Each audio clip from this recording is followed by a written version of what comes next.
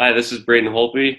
Hey, this is Tanner the Bulldozer Bozer. Hi, this is Brian Burke from Toronto, Ontario. This is Daryl Sutter. Hello, everyone. I'm Carly Agro from Sportsnet Central. This is Jay Onright. This is Quick Dick coming to you from Toughnell, Saskatchewan. Hey, everybody. My name is Theo Fleury.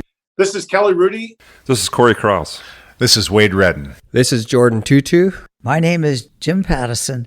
Hey, it's Ron McLean, Hockey Night in Canada and Rogers Hometown Hockey, and welcome to the Sean Newman Podcast.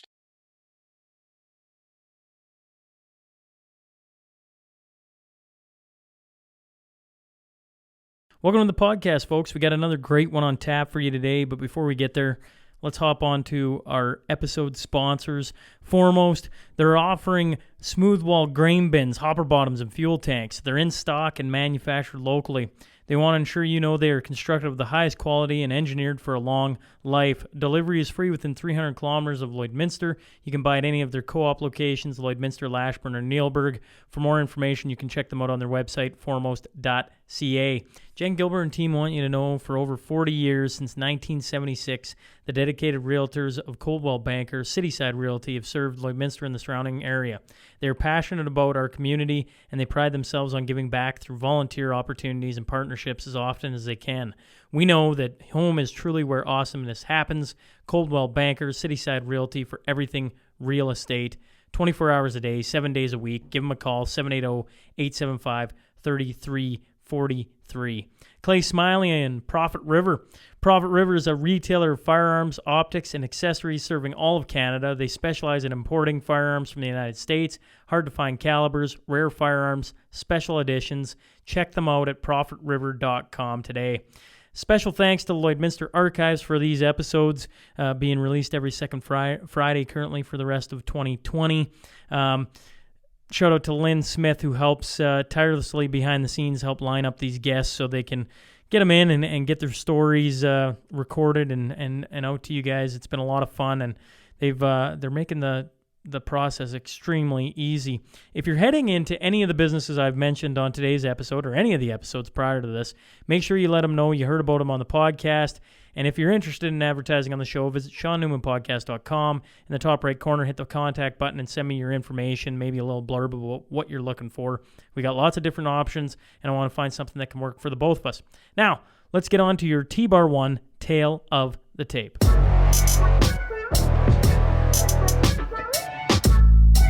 Wayne was born in 1942 near Punakai, Saskatchewan. Barbara was born in 1948 near Glaslyn, Saskatchewan. Together they've been married for 52 years with 5 children. They moved to Lloydminster in 1978, and in 1986 Rusway Construction was formed. Together they've been a huge community supporter with projects such as the Rusway Arena, keeping the Bobcats in Lloydminster, Chuck Wagons, Border Kings. I think you get the picture. I'm talking about Wayne and Barbara Russell. So buckle up. Here we go.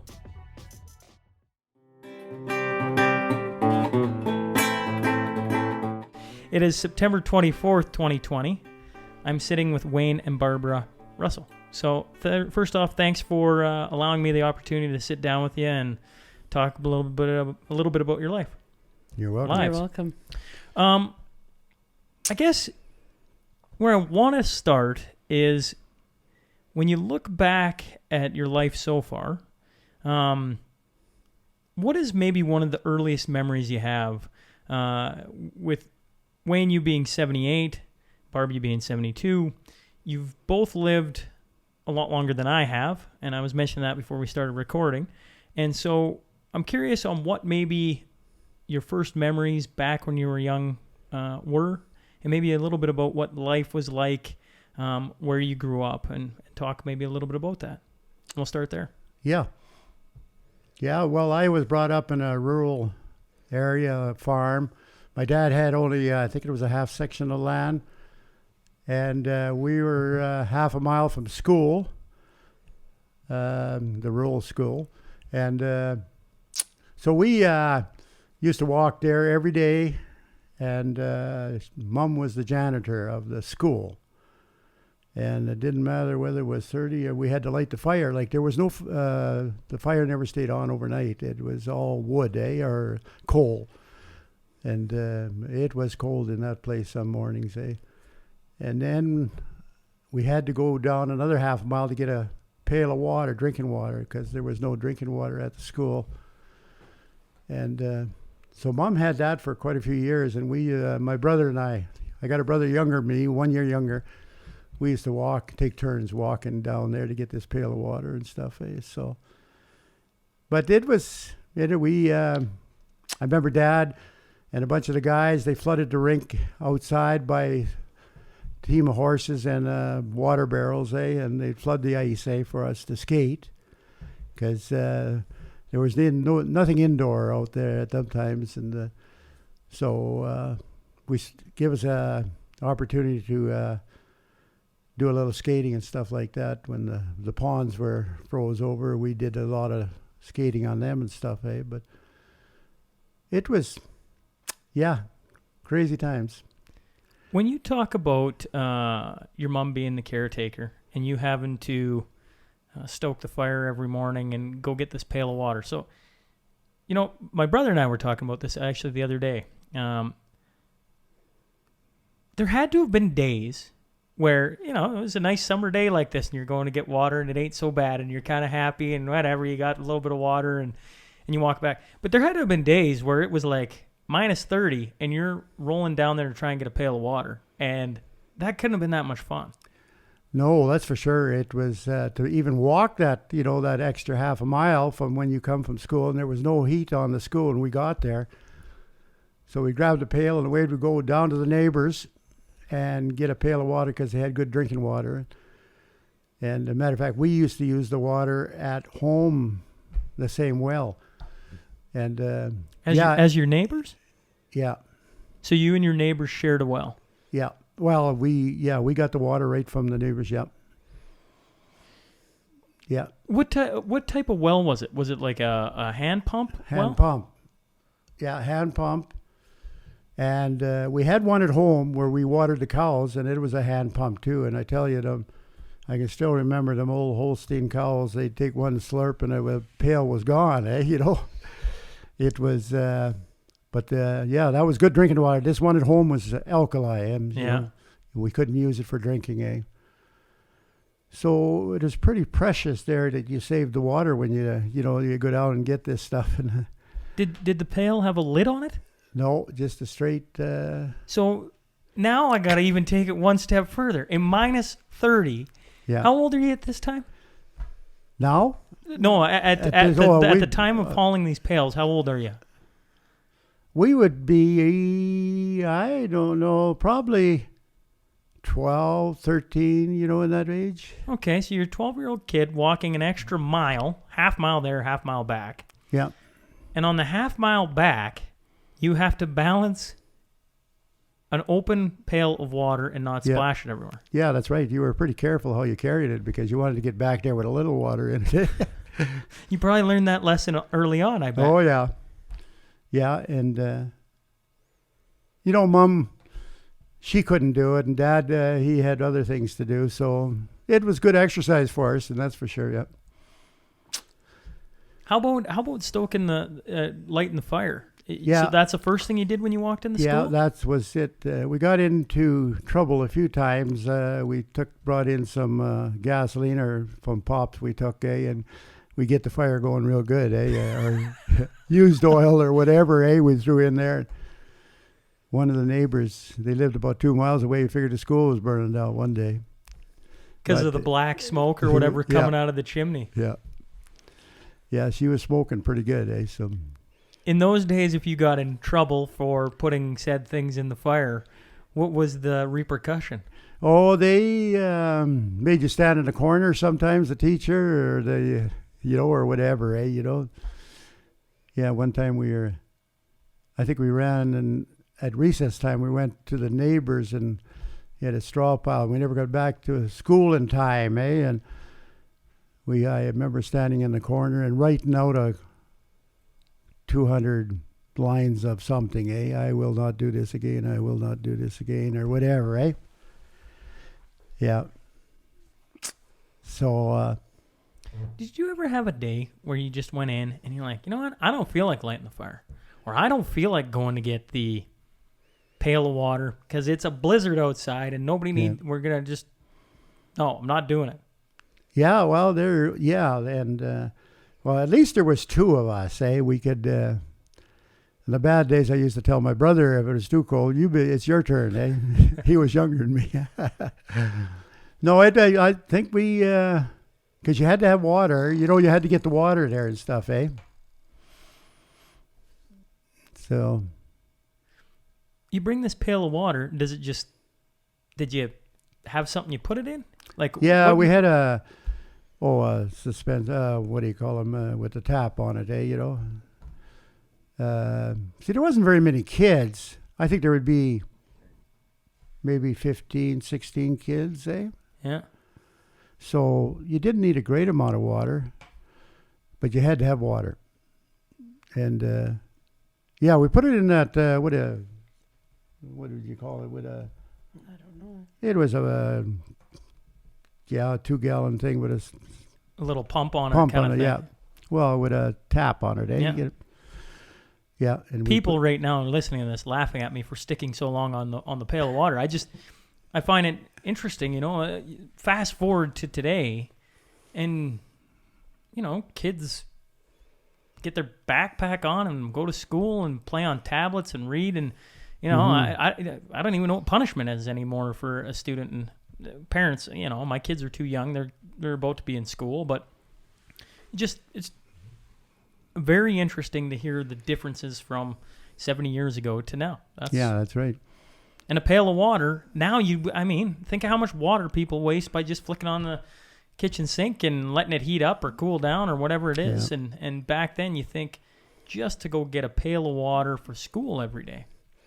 Yeah, and I can relate to the water business. My growing up on the farm north of Gosselin here, my mom and dad boarded a couple of my cousins that lived further south. And the one cousin, Dad sent him out to get a pail of water from the well, because that's what we did to have drinking water in the house before the power too. And he let the whole pail, rope, everything go down into the well.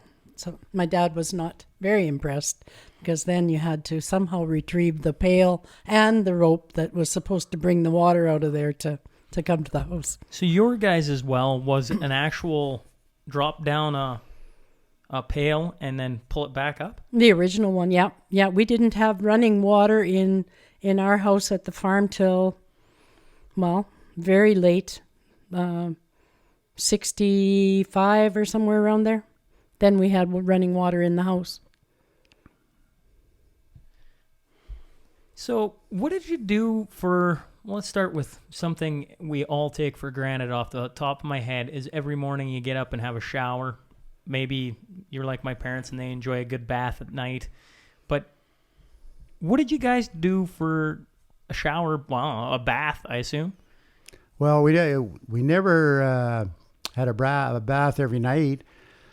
I remember when the kids and we all used the same water. We'd heat that water up in a little, the tub, and we would take turns getting in and get your bath. But it wasn't every night either. We went, maybe 2 or 3 days without having a bath. Just kind of wipe yourself off or with some water or whatever. But yeah, it was the same. Yeah, like we had the big round tub and like I don't even know. I can't even think about my older brother who is 86, and my sister and brother who will be 82 their next birthdays. But like I don't know how they bathed because I was quite a bit younger than them. But I remember bathing in that little round tub. That's how we bathed. My brain immediately goes to, so multiple people using the same water. Yep. Did it ever at any point bother any of you? No. We didn't know any different. There wasn't any other choice. How did you heat up the water? On the cook stove. Yeah. In pots or whatever. Pots. How long? I feel like this process must have taken a little bit of time. Oh yeah. Well, you get the water heated up before the first one goes to bath, and then add a little bit warmer for the next guy down the way or whatever. Well, just think of it, with Wayne with 7 of them home all at once. That must have been quite the experience for sure. And don't pee in the bathtub, eh?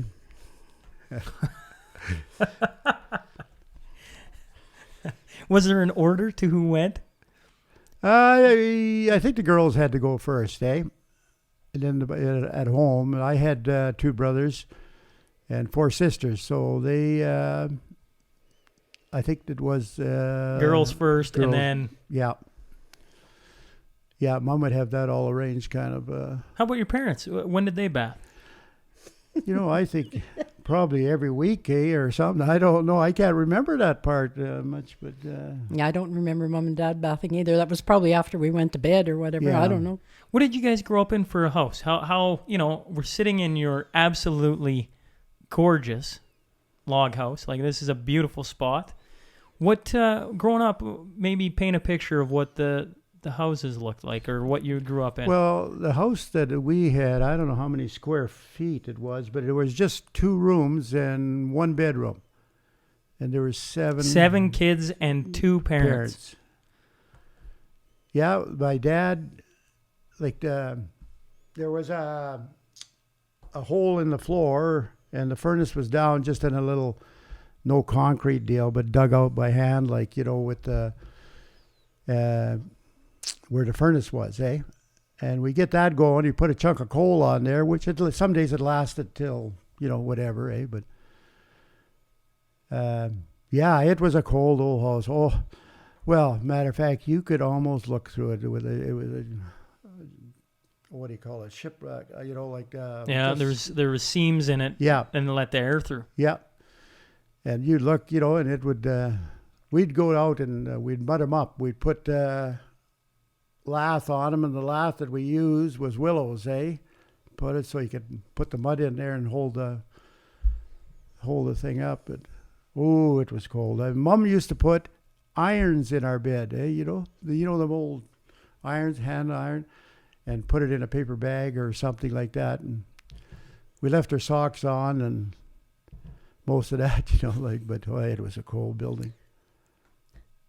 I think yours was the same way. Yeah, it wasn't. We had ours was a little 2-story. Well, your later home was a bit different too. Like when you left home, but the little home that I grew up in seems little now. It's still kind of standing at the farm, but there were 2 bedrooms upstairs, and then Mom and Dad had a bedroom downstairs, and it was not that big. And Mom would, at Christmas time or Thanksgiving, when all of us kids would go home with our little ones, there were the 23 people eating around a kitchen table that was half the size of this one. And do you ever miss those times?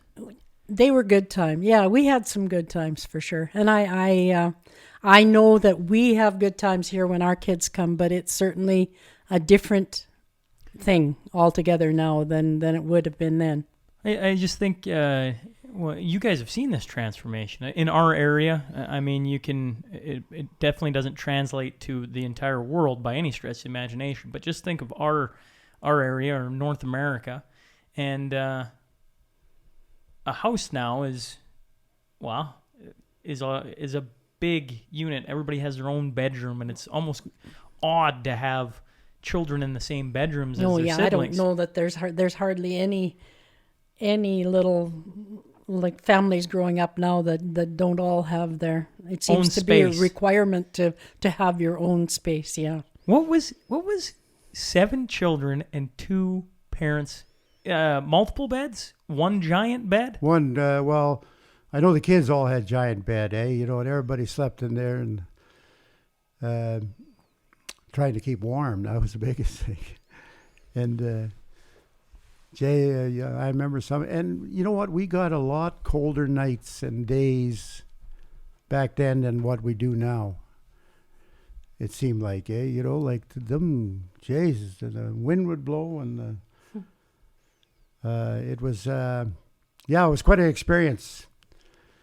But we often talked about that, and what the parents, had to do. We had to sometimes go into the barn in the wintertime to milk the cows, and it was dark, and the snow would be blowing. You had to have a line, and all we had was a coal lantern, and we had one of them lamps that had 2 mantles on it, and hang it up, and that's all the lights we had, in the house, And yeah, so you went to bed fairly early. I guess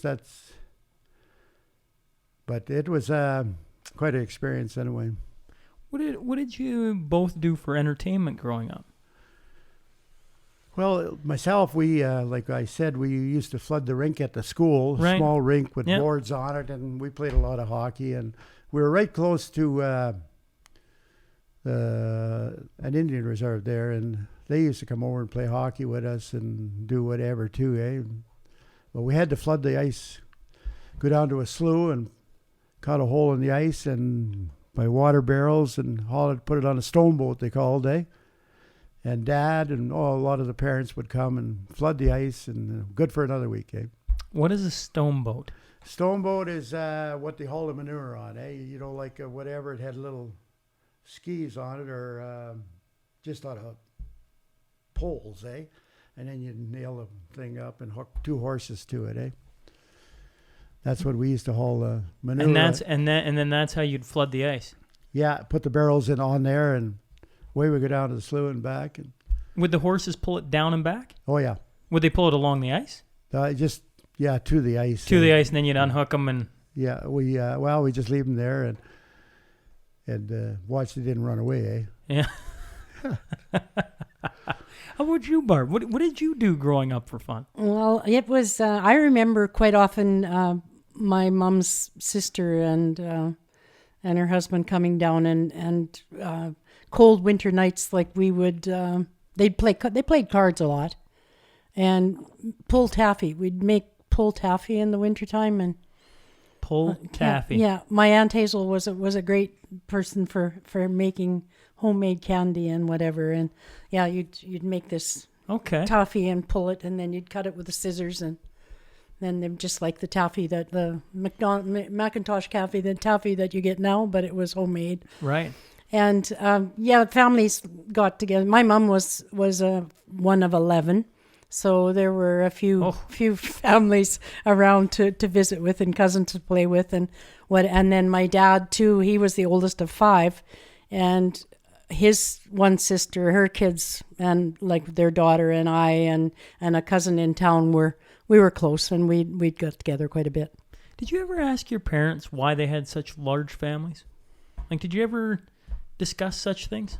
No, not much. I think we used to say that the lights were out there. It was dark too much. Like you had no power. So you had to do something. You had to do something. And you're trying to stay warm. Yeah. Yeah. It was quite an experience anyway, that's for sure. We didn't have no inside toilet. We had to go out didn't matter whether it was 30 below or 10 below or whatever. We went out there with the Eaton's catalog, Yeah, because toilet paper was scarce as well. I heard maybe that what the oranges, the tissue paper, the Paynes talked about that when I sat down with them. It was quite a delight to have. If you were lucky enough to get a box of oranges at Christmas time to have that paper. Like I remember my mom getting, in the fall, getting the big box of Macintosh apples. Yeah. Because like northern Saskatchewan, like we're thinking... This is a little bit different now because you didn't always have this stuff available in the stores. So when it came, you were pretty happy to get something like that. What do you two think of what's going on currently then? Right? Like there was pandemonium because there wasn't enough toilet paper. You remember a time where... There wasn't such a thing. Exactly. Yeah, that's right. And there wasn't, like somebody that was... The school, that was one thing, and to keep toilet paper in there, and kids taking it home and whatever else, and the janitors burning it in the fire to try to get it going. Actual toilet paper? Yeah. I can't remember. I know there was some toilet paper, but I don't know whether that's all. I don't remember toilet paper when you think of it now. I really don't, like until later years. And like you talk about, we've discussed this over getting to town. Like he was 12 miles from town. I was only a half a mile from town. But they didn't get to town very often to do any shopping. Like that was the only time we got to town, maybe if we talked Dad in, if it was a nice day, like they used to take a team of horses in a wagon box, eh? Yeah. You know, the old wagon Yeah, box. And absolutely. And what you did was phone all the neighbors right in that area after what they wanted, and then they'd tell you what they wanted. Because half the time we didn't have phones or nothing either. Like power lines would be down or telephone poles and stuff like that. But we'd go to town once in a while. But I can't even remember when that we went to town because it was a long ride. By the time you went to town, 12 miles. You had to put the horses away in the livery barn, or what do they call it? livery stable. Livery stable. And, Dad used to go, and then they had deliver this stuff after he got back home. Like, he delivered it to the neighbors and whatever, and if you wanted a bag of flour here and whatever, eh? So when you went to town, it was a special event, and you told your neighbors so that if they needed something, you'd pick it up for them. Yeah. Because it was an event to go. Yeah, and because some of the neighbors, getting older and whatever too, eh? But I remember Dad going quite a few times for the neighbors and delivering it. But we didn't know what town was hardly, it's just in the early goings. Did you have community events then? Like where Yeah. you get together for a dance or Yeah. We used to have that a pie fall social. supper or Yeah. pie social? Okay. Yeah. Box, what do they call it? Box social, Box yeah. social. What's a box social? Well, just the same thing. Like it's a box that they wrapped up and whatever was in it that you got. That's Eh? what You know? Yeah. What did you get? Do you remember? Oh yeah, you get it usually food or something, eh? Yeah, it was quite the deal. You didn't know whose you were getting or whatever, and I don't know what they paid for them, but they bid them off or they kind of auctioned them off, eh? And Talk about Mrs. Roselle. yeah, Mrs. Roselle, our neighbor. I shouldn't talk about the great old soul, but she had hockey pucks, we used to call them when she made them buns, eh? Closer to. So you probably missed that, did you? No. Carry on. Sorry. But she was quite the cook, eh? Like she, and they had a bunch of kids, and they had turkeys, and they had chickens, and they had everything else in the house, eh? Sitting beside you, saddles, sitting beside you. Well, you talk about they would go there, nice lady, but not the normal. His mother and a lot of the women back then, that's all they did was bake and cook and whatever. But poor Winnie, she just was not inclined to be that way, and they would go down to their place for a meal and end up bringing the buns home to play hockey with because they were so hard they couldn't eat them or whatever. So. Yeah, and we used to talking about So you use the buns as hockey pucks. hockey pucks, yeah. Oh man, but they we used to go down there. They were great friends of ours. The boys, like we used to go down. They had a what do you call it, a bunkhouse, and they'd light that thing up, and we'd play cards there till what hour of the morning, eh? And then I can still remember that walk. You go walking in that home, that half a mile or whatever it was, that crunch, like, and that was my brother and I, and we weren't very old at the time either, like, but the parents did not worry about the kids as much as they do now, eh? Like, I remember we used to go trapping rats, muskrats, with one horse on a buggy that we had made, kind of a sleigh, eh? And God, we'd be all over and fell through the ice a few times. My brother was chasing a rat in the middle of the deal and fell down. It's stuff like that, eh? But Mom and Dad didn't seem to ever worry about us. But Did I assume when you're walking home late at night like that, was there a candle in the window then?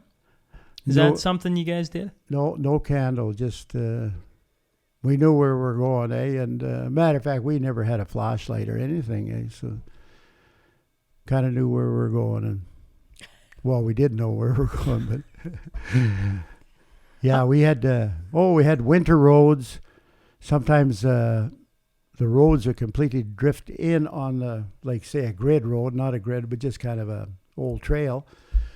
And then they cut in the bush. They'd cut a road, and where we used it for horses and whatever else in the wintertime, because you go down this other road, it was up to the telephone lines, eh? Pretty well, eh? But There was that much snow? yeah, it would drift, eh? You know. Yeah.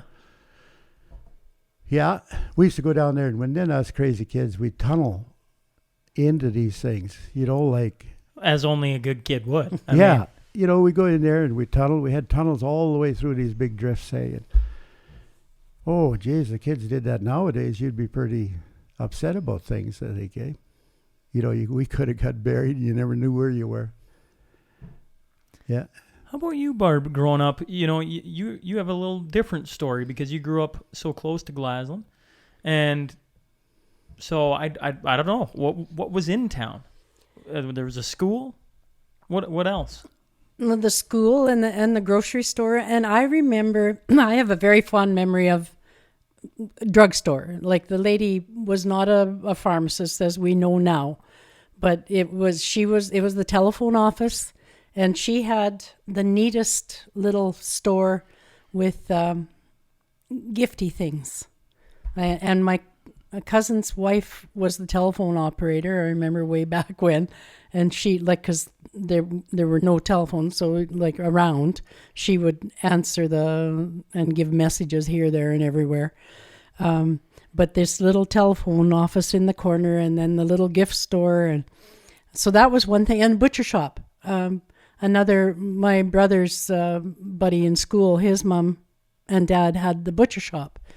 And I used to go in there and watch this lady cut meat, and you could go in there and buy meat, and yeah. So there were two nice grocery stores, and the butcher shop, and the little telephone office with the little gift store, and obviously post office, cafe. There was always a cafe, and a theater. A movie theater? Yeah, town hall with theater. Like, as I got a bit older, like as a teenager, you could go to movies. What was the first movie you ever saw? Oh boy, I don't even remember. I couldn't tell you. This little telephone office, you said that your cousin would work there? My cousin's wife, yeah. But it wasn't like a switchboard where she's switching. It was like they call into her and leave a message for you? Yeah, well, there were some people that had phones that she could connect to, but, like, I remember my mom, when my brother had his first boy 50 years ago. Tim turned 50 in May, but they lived in Kindersley, and Dad phoned to Glasgow to the telephone office, and then gave the message for Mom and Dad because they didn't have a phone. And then Mom came down to town and phoned us from that telephone office to let us know about this little guy that had arrived, my nephew. And Right. that's only 50 years ago. So, Yeah, we had one that hung on the wall, eh? Telephone. Yeah. And our ring was 6 short rings, eh? And ding, ding, ding, ding.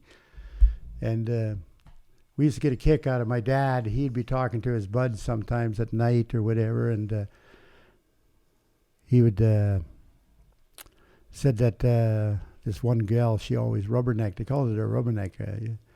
She'd be listening on the line, eh? And when the boys were finished, they said goodnight to each other. And she speaks up and says, "Good night, guys." So she was listening on the phone all the time, eh, you know? Yeah, they were on the party line. But whatever. Six. So if the phone rang, it rang in everybody's houses? Yes. So everybody had their amount of rings for what? Yeah, like if it rang that many times, that was Wilf Russell's getting a phone call. But if it had another ring, then that would be another farmer down the way. How many people on the group line? Ooh, there must have been, I don't know, 15 maybe. So somebody was getting 15 rings? No, like there'd be two long or one long, okay. two short. You know, you had to know your number, you had to pay attention. Yeah, you had to pay attention. But how many rings was that? Yeah. But given that, I'm sure that, like, we know how much we use phones right now. I would venture a guess that phone didn't ring very often, even, because they phoned when it was necessary to phone somebody, usually, right? They didn't just phone just because. Not like we're always on our phones. You bring up the phone. What in your guys' lifetime, what is maybe one of the biggest things that sticks out to you, technology-wise? That is just, you talk about the cold nights. Well, you don't got any cold nights anymore. No, it doesn't seem that way anyway. Yeah, we used to get some. You talk about the distance of traveling to town, and that being you had to pick the right day. And now, we drive through pretty much anything out here, right? Like, it's got to be really bad. And those days do come, but they're few and far between.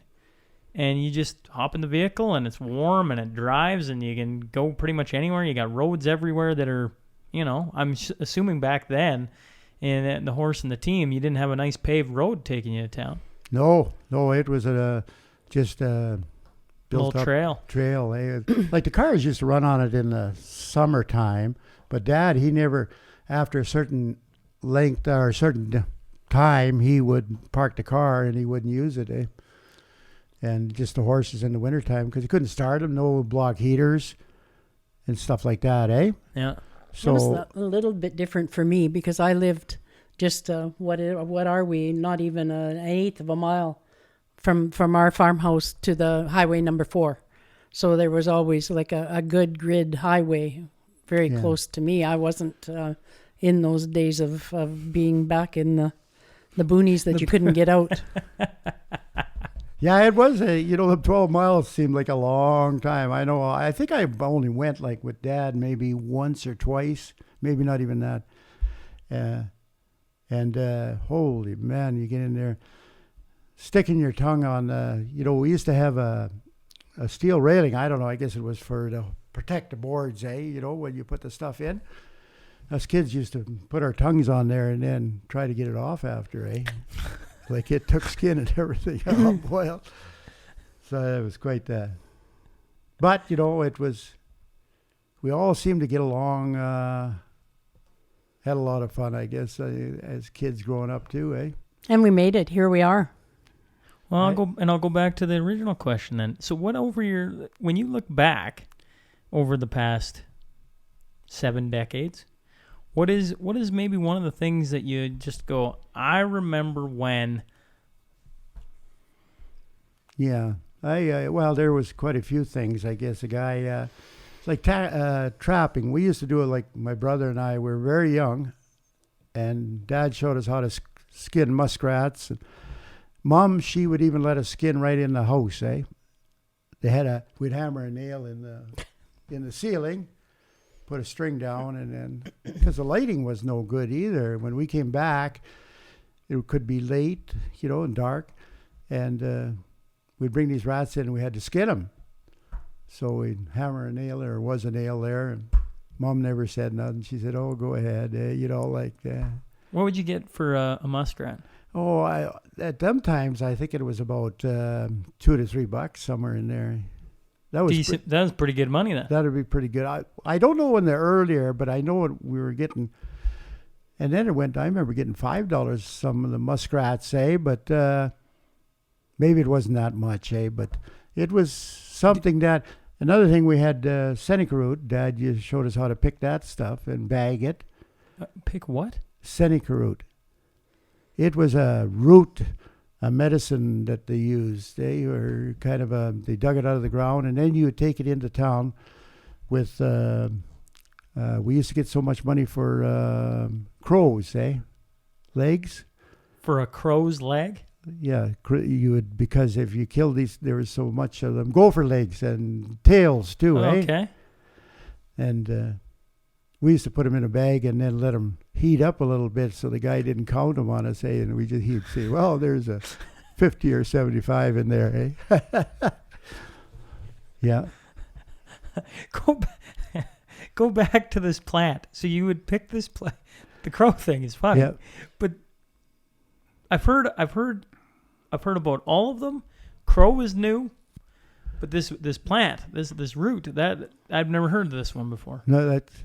So you dig it up and then take it into the... Yeah, and dry it. You had to dry it and then take it into town, and they used to buy it at a certain amount of money, I know that I remember Joe Moccasin. Joe Moccasin and his wife lived up at Birch Lake Indian Reserve, and he picked stones and whatever for my dad. But Seneca Root was something that they made like a herbal, like a medicine, and they did actually, like, they boil it up or whatever and make kind of a medicine tea out of it or whatever. So if I have a cold, I go get some Seneca Root? Yeah. And you go to the store and buy it, and then you put it in a tea and you drink it? Or is that kind of the idea? Didn't we have to ship it away somewhere? You know, I don't think anybody, like, I know that... I don't know. Once we got... I don't know what they did with it, but I think Mom used to put something in rat root. That's another one. There's a gal up here just north of Glassland. I had some cattle there on the land, and she's Wayne, I got this stuff for you. I had a cold one day, and I got the real stuff for you. I said, what is it? Rat root. I never seen it yet, but she said she'll get me some, But I don't know what that'd be like either. But there was a lot of, people couldn't get, to a doctor or a lot of places, So You had to be self-sufficient. Yeah. And I know if you were real sick, the bombardier used to come. I got one of them old bombardiers here. Bought it at Beauval, Saskatchewan, and I fixed it all up and everything. But that's what they had back then. The telephone guy had it. Like, if there was a problem with the telephones or people got sick, they'd come out and get you and take you to a hospital or whatever. Bombardier? Bombardier. It's got tracks on it and 2 skis on the front. Okay. So like a skidoo. Yeah. But big. It's like it's a caboose with skis on it is what it is. Like it's a... Oh, okay. Yeah. And the motor in the back. And... Geez. The more of these I do, I just sit here and I go, man, have we got it good now. Like, I don't think we realize how good we have it. No, that is right. It was in... Well, there was so much more so there, I think, in Wayne's place where he lived too, because there was a lot of midwifery, like, and doctors would get a call and they would go in that bombardier out to a pregnant lady who was delivering a child, and then quite often they didn't get there, and the midwife would be there before.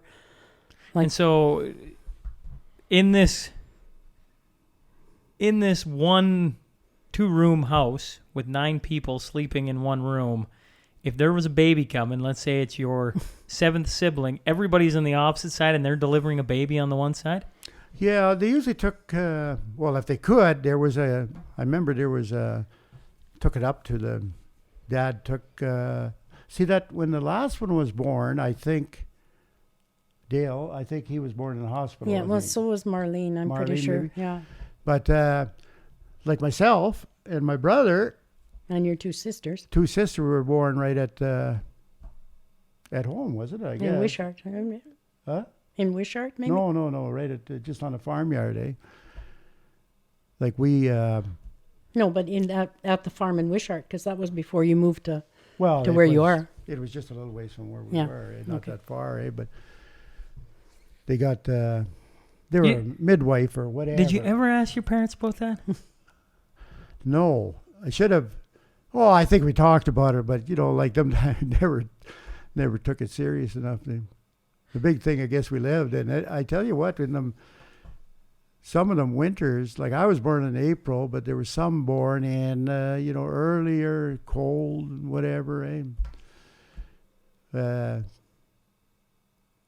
Mom had to ride, I don't know, this gal that we used to go to, she was a midwife, or what do you call it, kind of a nurse or whatever. She would, we'd take it up there, and she'd stay, and Dad would come back home with the horses and whatever, in the wagon box, eh? Then when the baby was born, and didn't want to be too long on the road, eh? Yeah. But, yeah. What did your parents do for work growing up? Well, Dad came out of Toronto when he was just a young kid. Eh? I should show you that picture. I got a picture back there of him. He he lived right beside the old Toronto Maple Leaf Gardens.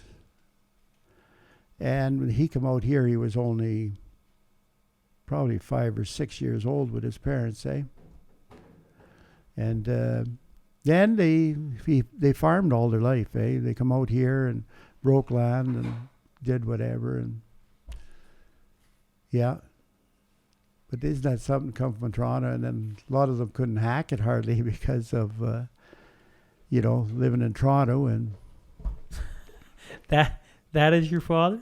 Yeah. That's Wayne's dad, yeah. And that's an outfit that I think he had in Toronto, eh? Yeah. But that's how old he was, I guess, when they come out or whatever, eh?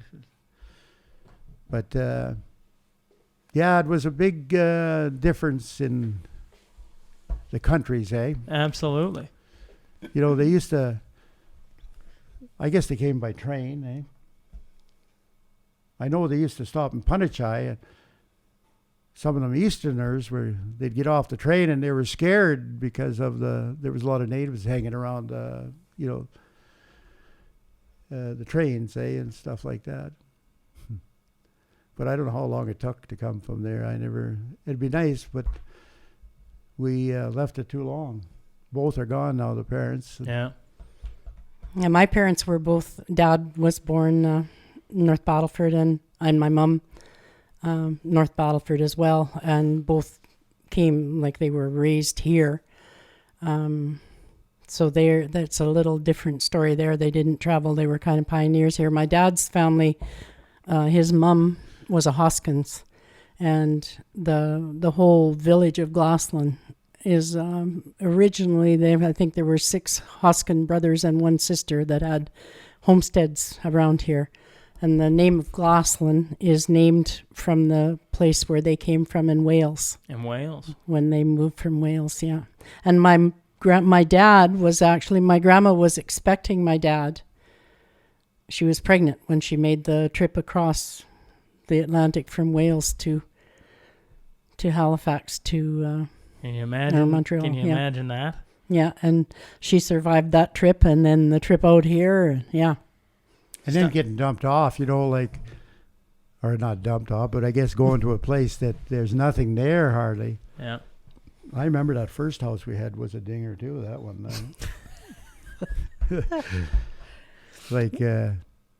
What did... Wayne, you only graduated with grade 9, correct?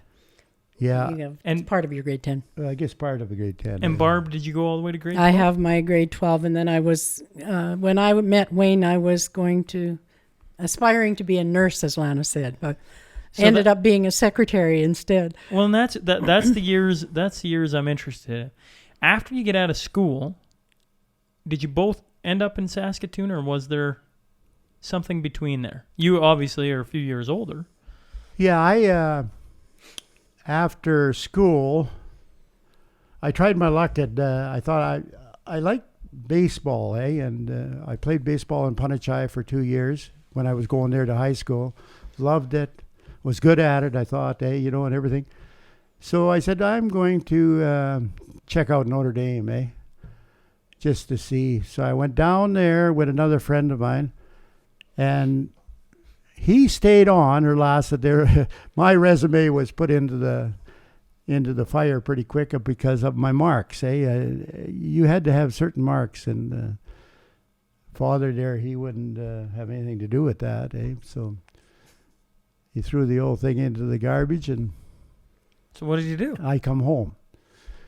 And my buddy stayed there, and I think he spent a couple of years there and in Notre Dame. Eh? At what point in all this do you end up going out to Manitoba? Because you end up going to Thompson, Manitoba to work in a nickel mine, don't you? Yeah, that was when I came back from Notre Dame.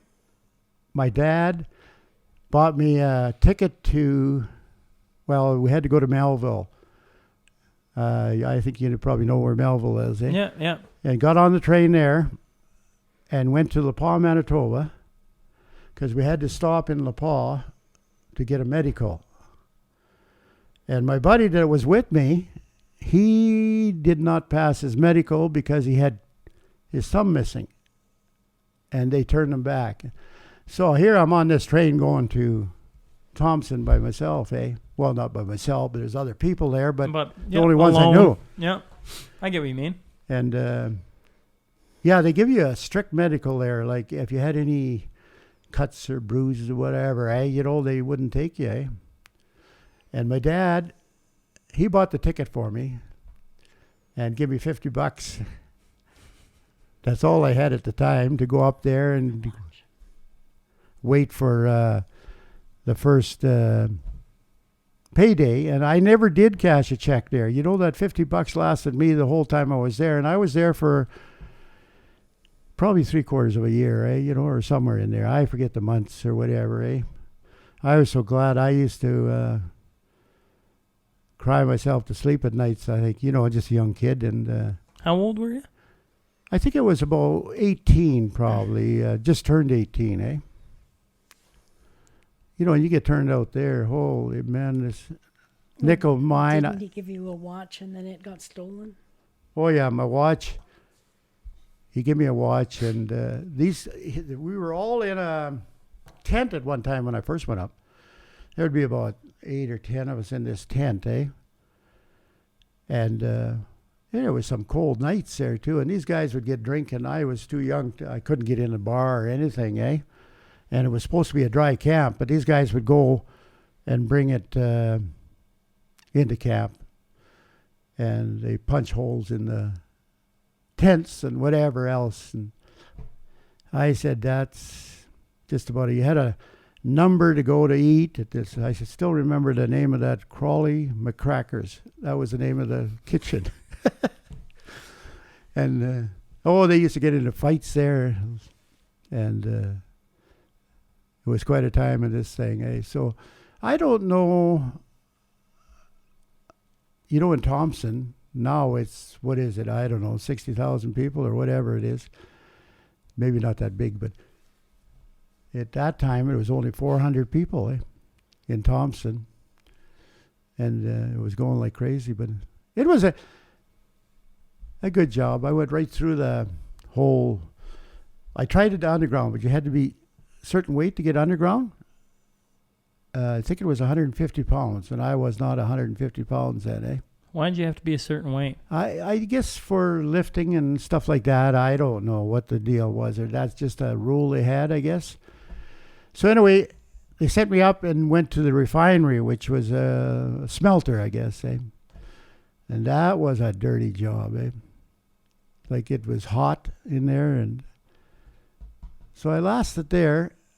And the turnover in the mines at that time I went from where they put me and went right to the top, eh? Just about in probably 6 months, you know, running a forklift, which is good, eh? You know, like and stuff like that. So, but it was no place. It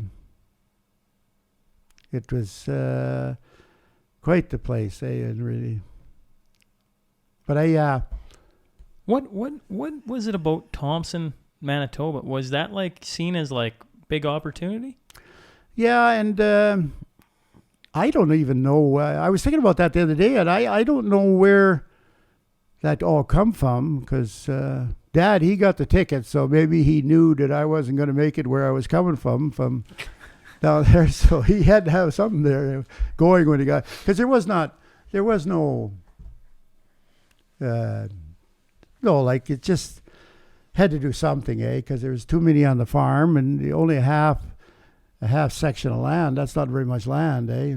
What were both your options back then? You think of kids these days, and myself included. I'm not that far removed. When I graduated, I just had brothers coming back from touring the world, and I ended up going and playing hockey across in Ontario and doing that kind of thing. Back when you both graduated high school, what were your options? Did you have, you both end up at one point in Saskatoon. I believe that's how you met. Yeah. What were the options? Was there an opportunity to go south, north, west? Not very much. When I got my first job, when I came back, they were building a high school in Punachai, and I worked it as a bricklayer, eh? So I went, and I stuck with them for probably 4 years, maybe 3-4 years, eh? And you took any job that there was, because I always told the boys in the water and sewer business, when you had a shovel in your hand, don't drop it because there's somebody going to pick it up, eh? You haven't got a job. Like there's young people were looking for work, but it was hard to get a job. But I worked for a bricklayer, and I was apprenticing as a bricklayer. But they never usually didn't work in the wintertime or late fall. You were laid off and came home. That's one place. We worked at the steel plant. This guy got Hank Hensrud. He was the owner of this bricklaying plant, and he got the steel plant in Regina. So we went to work there, and there was a lot of people that were working with us that couldn't understand English or anything, eh? And now I'm mixing mud for all these. I don't know how many bricklayers. I think there was at one time 17 or 18. I'd be batching up mud. And if I didn't have nothing to do, I'd be picking these blocks up, them cinder blocks. Yeah. And the guys, I said, "You got it?" Yeah. He got it, and he reached down and take it off the prongs, like there were 2 prongs. Take it off. Then he hollers back, and I looked up, and this block hit me right on the head. So that sent me for a loop. I was off work for I don't know how long. The old boss thought I was dead. I was kicking like a chicken kick, eh? And you cut his head off. But oh man, I had a sore neck for I don't know how long. So that was kind of. That was the end of your bricklaying. Well, yeah, that was. But what did you both think of Saskatoon? Like, had you been there? Was that something you'd gone to before? How do you end up in Saskatoon? Well, I can tell you about Saskatoon. I had never been to Saskatoon in my life until I was in grade 11, and Mom and I had milked cows and sold cream, and she paid for my piano lessons. So I went to Saskatoon on the bus to write my piano examination. And so I had never even seen Saskatoon before that. I stayed with my sister's sister-in-law overnight, and I guess I don't remember, but I think they took me to where I had to take my test, yeah, and then back again. But honestly, that was my experience with Saskatoon. And so when I graduated from grade 12 and went to Saskatoon into university, like I was like a duck out of water for sure, or at least dumb little kid from small town Saskatchewan, and never been, well, I'd been to Battleford a few times, but only for dental appointments, or Dad took me to a baseball game once when the Beavers were playing baseball. I think maybe a dozen times I'd been in North Battleford before I ever went to Saskatoon. So it was a eye-opening experience for sure. You mentioned being a duck out of water. What's one of the things that was a learning lesson you'd never seen it before, or had no clue about the big city life, and sticks out in your mind? Well, I don't know if it was because I was the youngest in the family, and I don't know, I found school pretty easy. Probably didn't work as hard as I should, but going to university, now that was quite the eye-opener, because you had to be independent, and I guess I wasn't, and you had to be disciplined, and I guess I wasn't there either because I didn't do my classes very well. So anyway, that's why I then ended up going into secretarial school, business Yeah, college. me, I was like, I was in Saskatoon quite a bit because I worked with after I came back from Thompson, there was a guy, a contractor that was working right at mom and dad's doing a grid road. So give a couple days, and I was trotting over there to see if we get a job. My brother was working with him, running Pushcat, eh? It's a cat behind the scrapers, eh?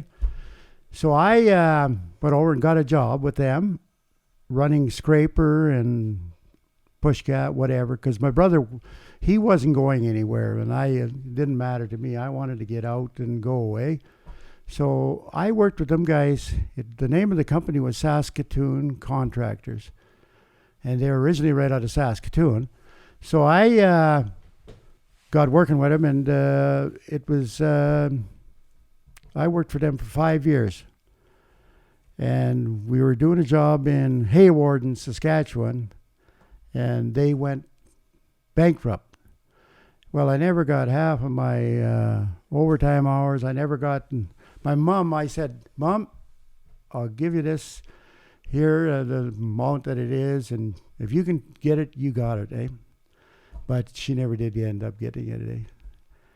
It was some money that they owed me from back pay and all this stuff.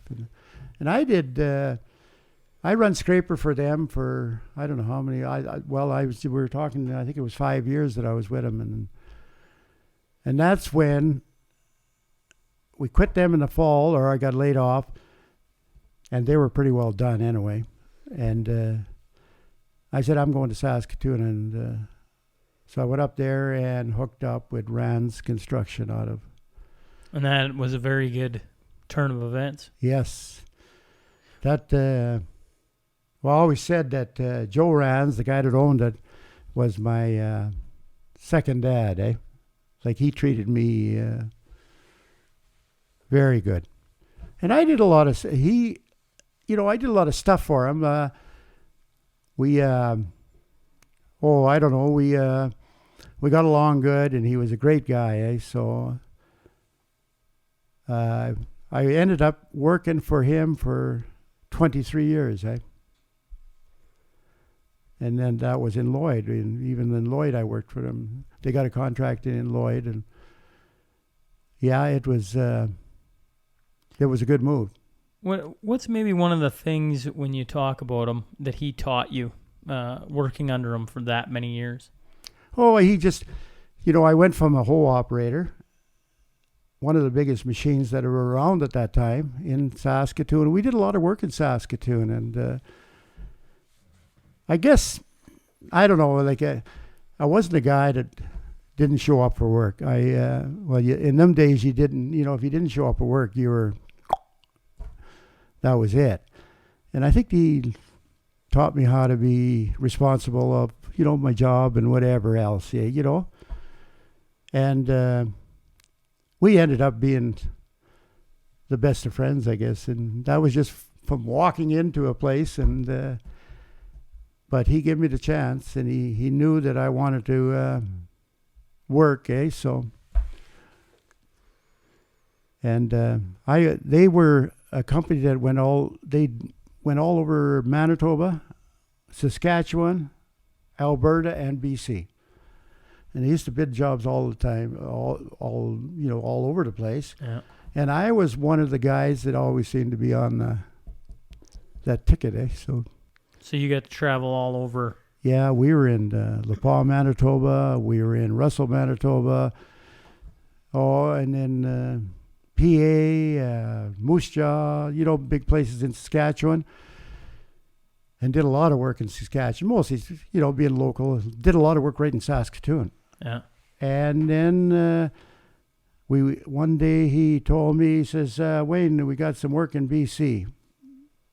I guess you are the guy. So I went out there and looked after the jobs for him. And we were in Creston, Revelstoke, I don't know, a bunch of places. Prince George. Living in a hotel, or did you have we were a hotel. And Barb used to come there when the kids were small, Lana and Tanya. They used to sleep on the back of the old car we had in by the window, they'd crawl up there and You go talk to sleep. about memories. That would have been in June of 1971, I think. We packed up everything that we had that we could put in the car, like our clothes and everything that would keep us going for the summer.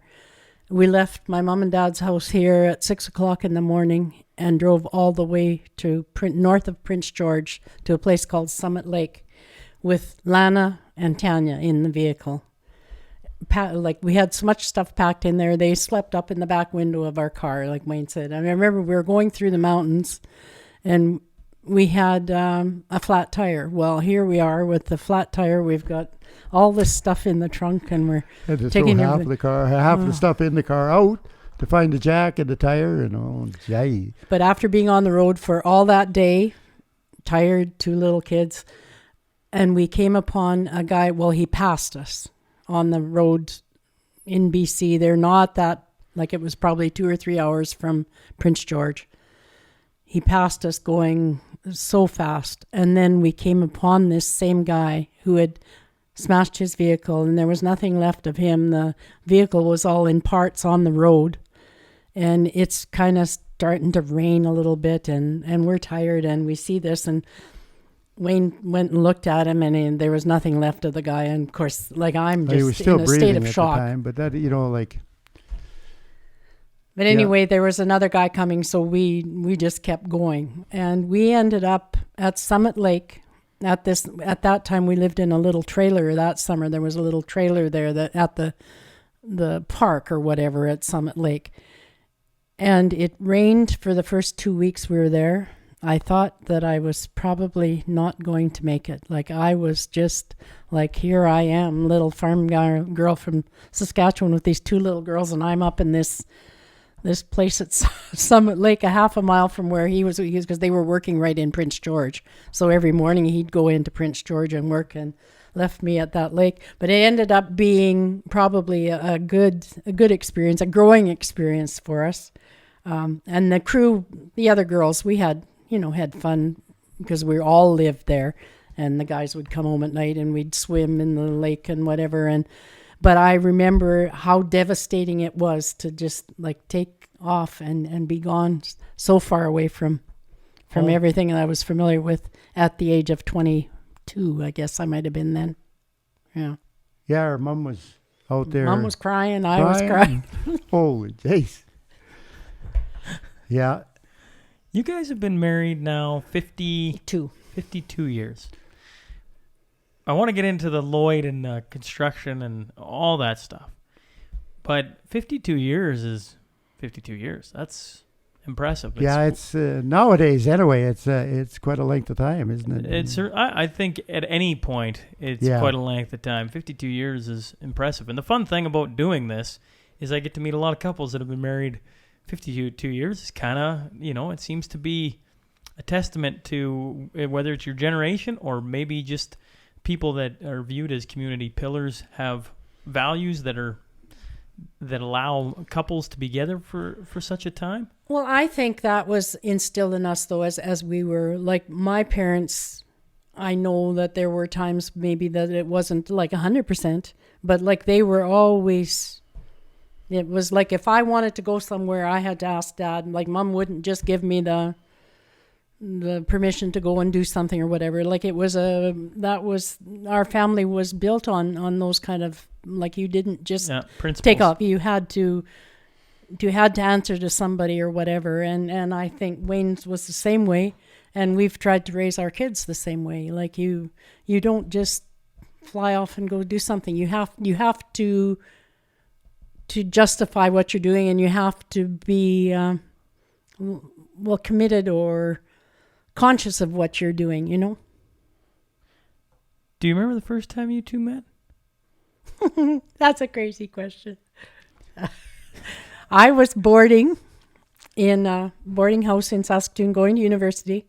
The lady that was in the same boarding house worked in a dry cleaning shop with Wayne's landlady. And the lady that I was living with was getting married. So Wayne's landlady took her for drinks. I was not old enough to be going anywhere for drinks, but to the Windsor Hotel in Saskatoon. And Wayne came in there, and of course he came over and talked to his landlady, and they introduced us, and here we are. He swept you off your feet that I guess quick? so. That must have been that pretty quick, yeah. Yeah, we were married within Well, a couple of years. a couple of years, I guess. Yeah, That was in 1966, and yeah, we were married in 68, and yeah, end of story. What wisdom, and maybe you've already talked a little bit about it over a span of 52 years, can you impart on couples, on people that are in maybe year 1, or maybe they're thinking about getting married, or maybe they're in year 18? Is there anything that sticks out of being, you've seen a lot, raised 5 kids, dealt with a lot?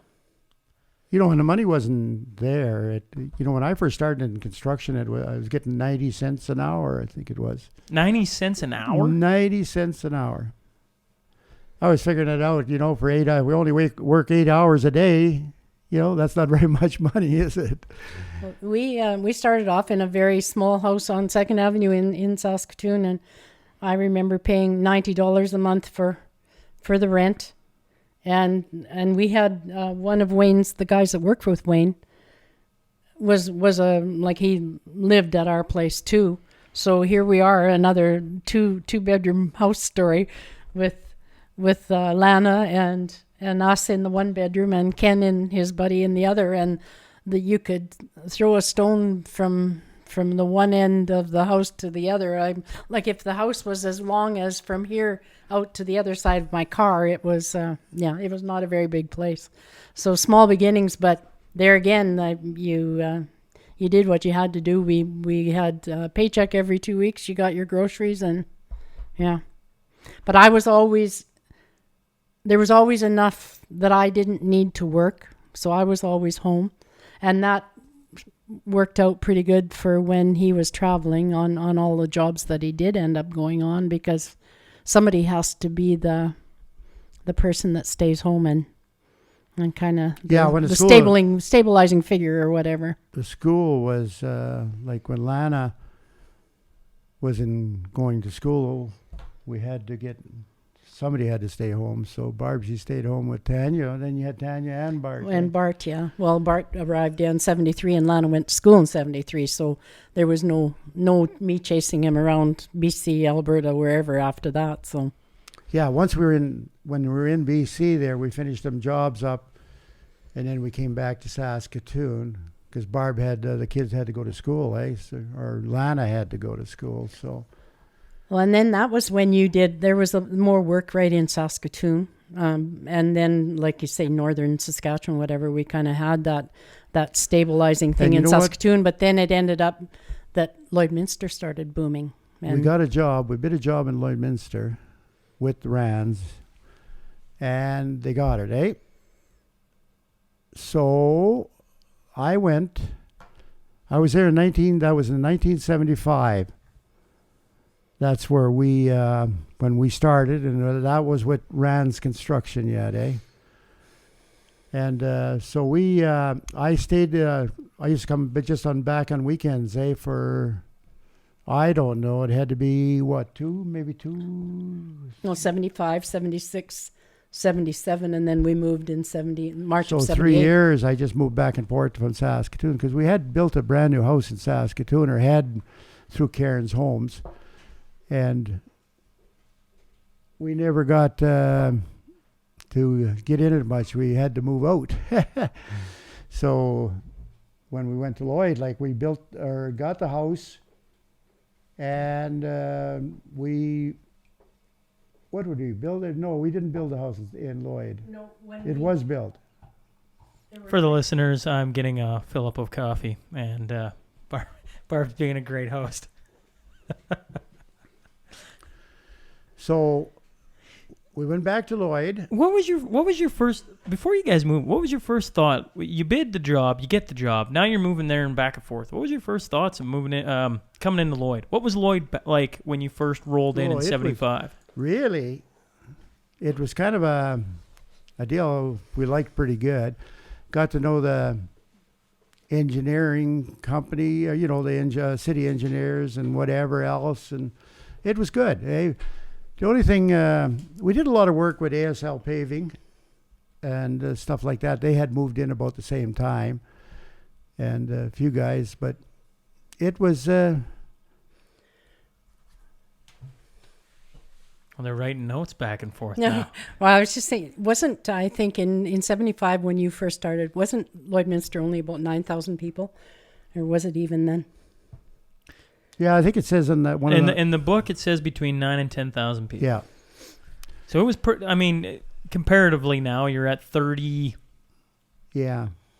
5 maybe 30. Yeah, it might have 30, dropped. 35? I don't know whether it has dropped. It probably has from where it was in a few years there when it was booming. Yeah.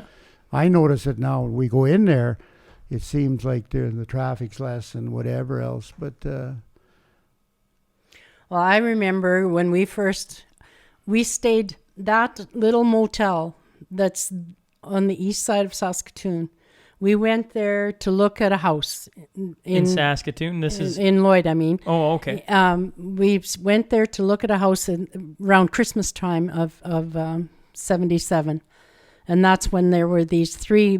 That's all we could, like 3 houses available. That was what it was like in Lloyd. Yeah, there was just like because we kind of wanted in the area and a new home or whatever, but there wasn't very much in Lloyd on the Alberta side. We wanted to be on the Alberta side.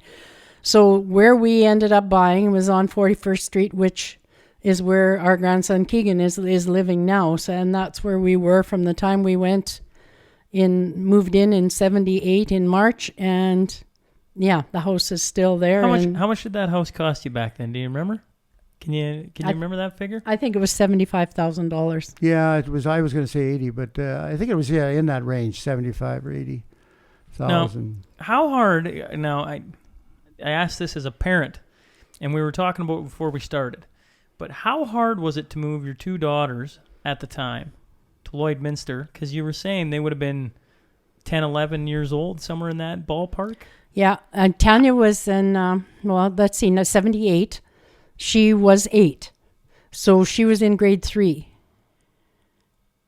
Grade 3, grade 2. She would know she turned 8 after we got there. So she was only in grade 2, I believe. And where the old Winston Churchill school that has just been demolished there, that's where she went to school. But the school system was a little bit different, like from moving from the Saskatoon to Lloyd. The classes, like the teachings were a bit different and whatever. I remember for the first couple of years with math and things, we had to work pretty hard, and she had to catch up on some things. Lana seemed to adjust better.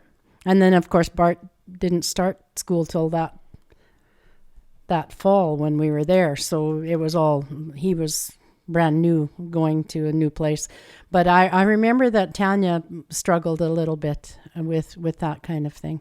And like I said, she really wanted to play ball. So got together with some people that I met through curling or whatever early in the time when we were there. And we got a little team together. And they were called the Rands Racers. I remember these little T-shirts that they had.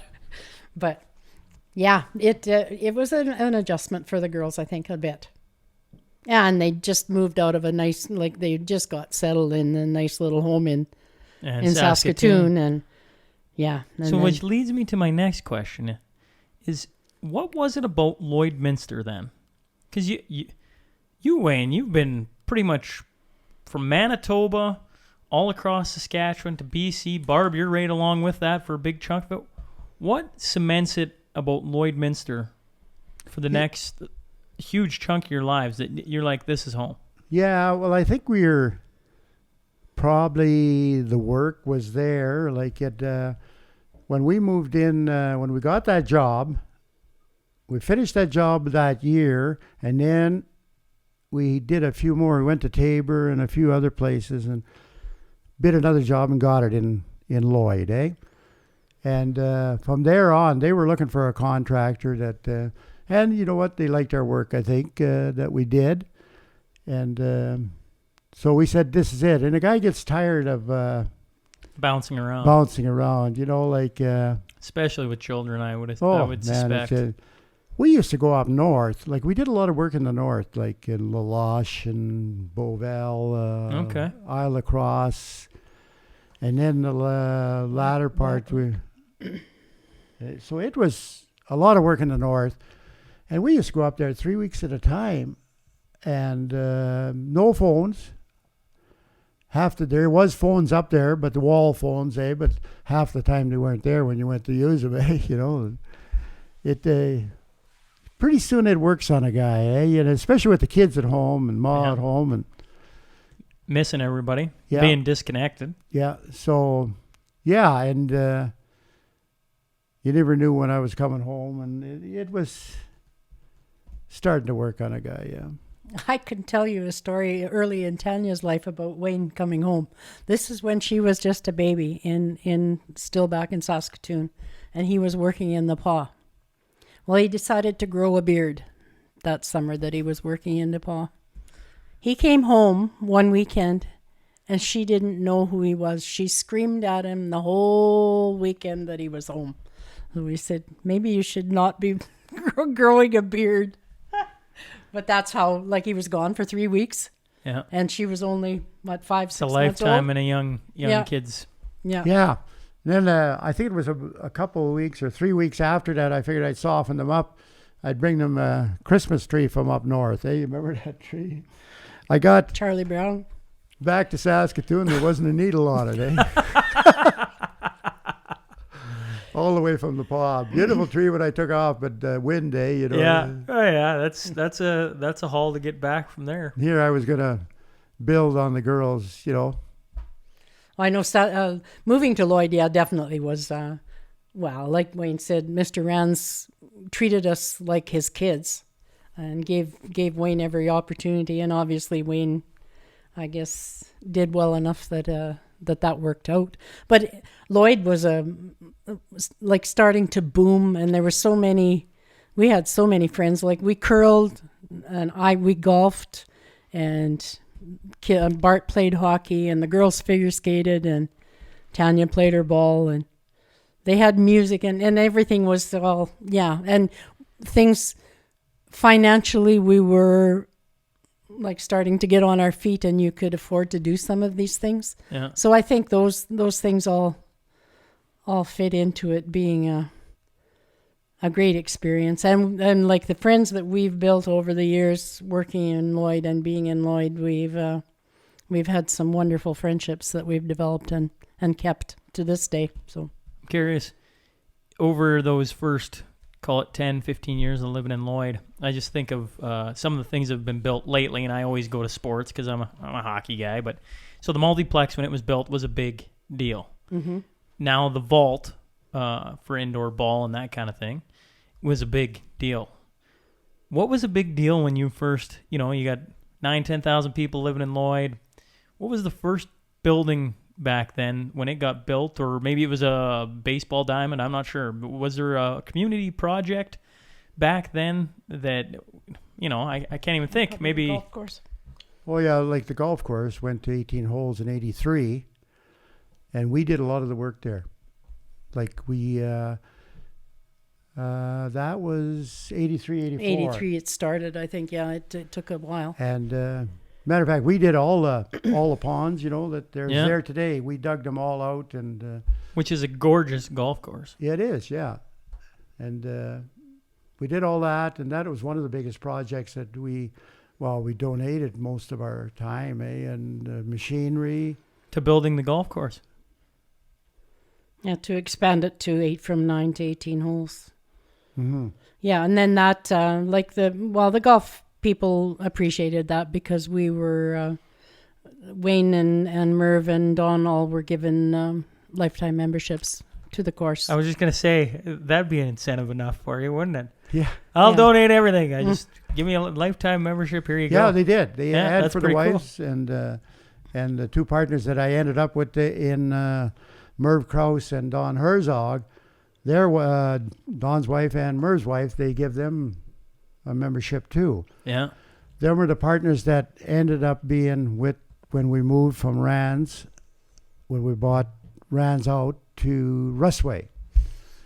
So well, and that's a nice little spot there. What pushes you over the hump to this? I'm assuming, what pushes you to buy Rands out? Well, we thought about that. That was at first of all, Barb and I had Rusway, and the amount of work that we were going to do, we needed some help in the office and people that would get out. It was too much for one guy to handle. When I was with Rands there, I was looking after sometimes up to 40 people. We had 3 crews going, 4 crews going in the good times. And I'm looking after all this of ordering pipe and blah, blah, blah, blah, whatever else, So we said, maybe we should buy it out. And Joe Rands, he was ready to retire. He was going to retire. He was going to keep Saskatoon yet and just let the branch office so we could have the branch office, which was a good deal because we had a bunch of work on hand with Rands, and he just let us continue on, was. Oh, you'll never find a better guy on something like that. Like that's what I said. He treated me like the second dad. I called him all the time, and he was. You worked there a lot of years. Yeah. How many years did you work for Rands? 22 or 23. 23 years, I think it was. Yeah. That's a career in itself. Yeah, yes. And you know what? I went all over the place for him and them jobs in BC and. Well, it just sounds like it was a very, very good relationship. The way you guys talk about him, it was a very, very good relationship. Yeah. To me, once you're living in Lloyd and you're a branch of Rands and he's gone, yeah. Here you go. Yeah, and that's kind of what it was. Like he helped us with when we purchased our house in Lloyd. It was $75,000, but if good year, and there was a bonus at Christmas time. I think we paid it off in 3 or 4 years, just lump sums from the money that they had made with their jobs so we never had this 20-year mortgage or whatever everybody does anymore. Yeah, no kidding. And so all those breaks were Oh, it was good for us. Yeah, you worked hard and you got rewarded for it. Yeah, that's and he appreciated that.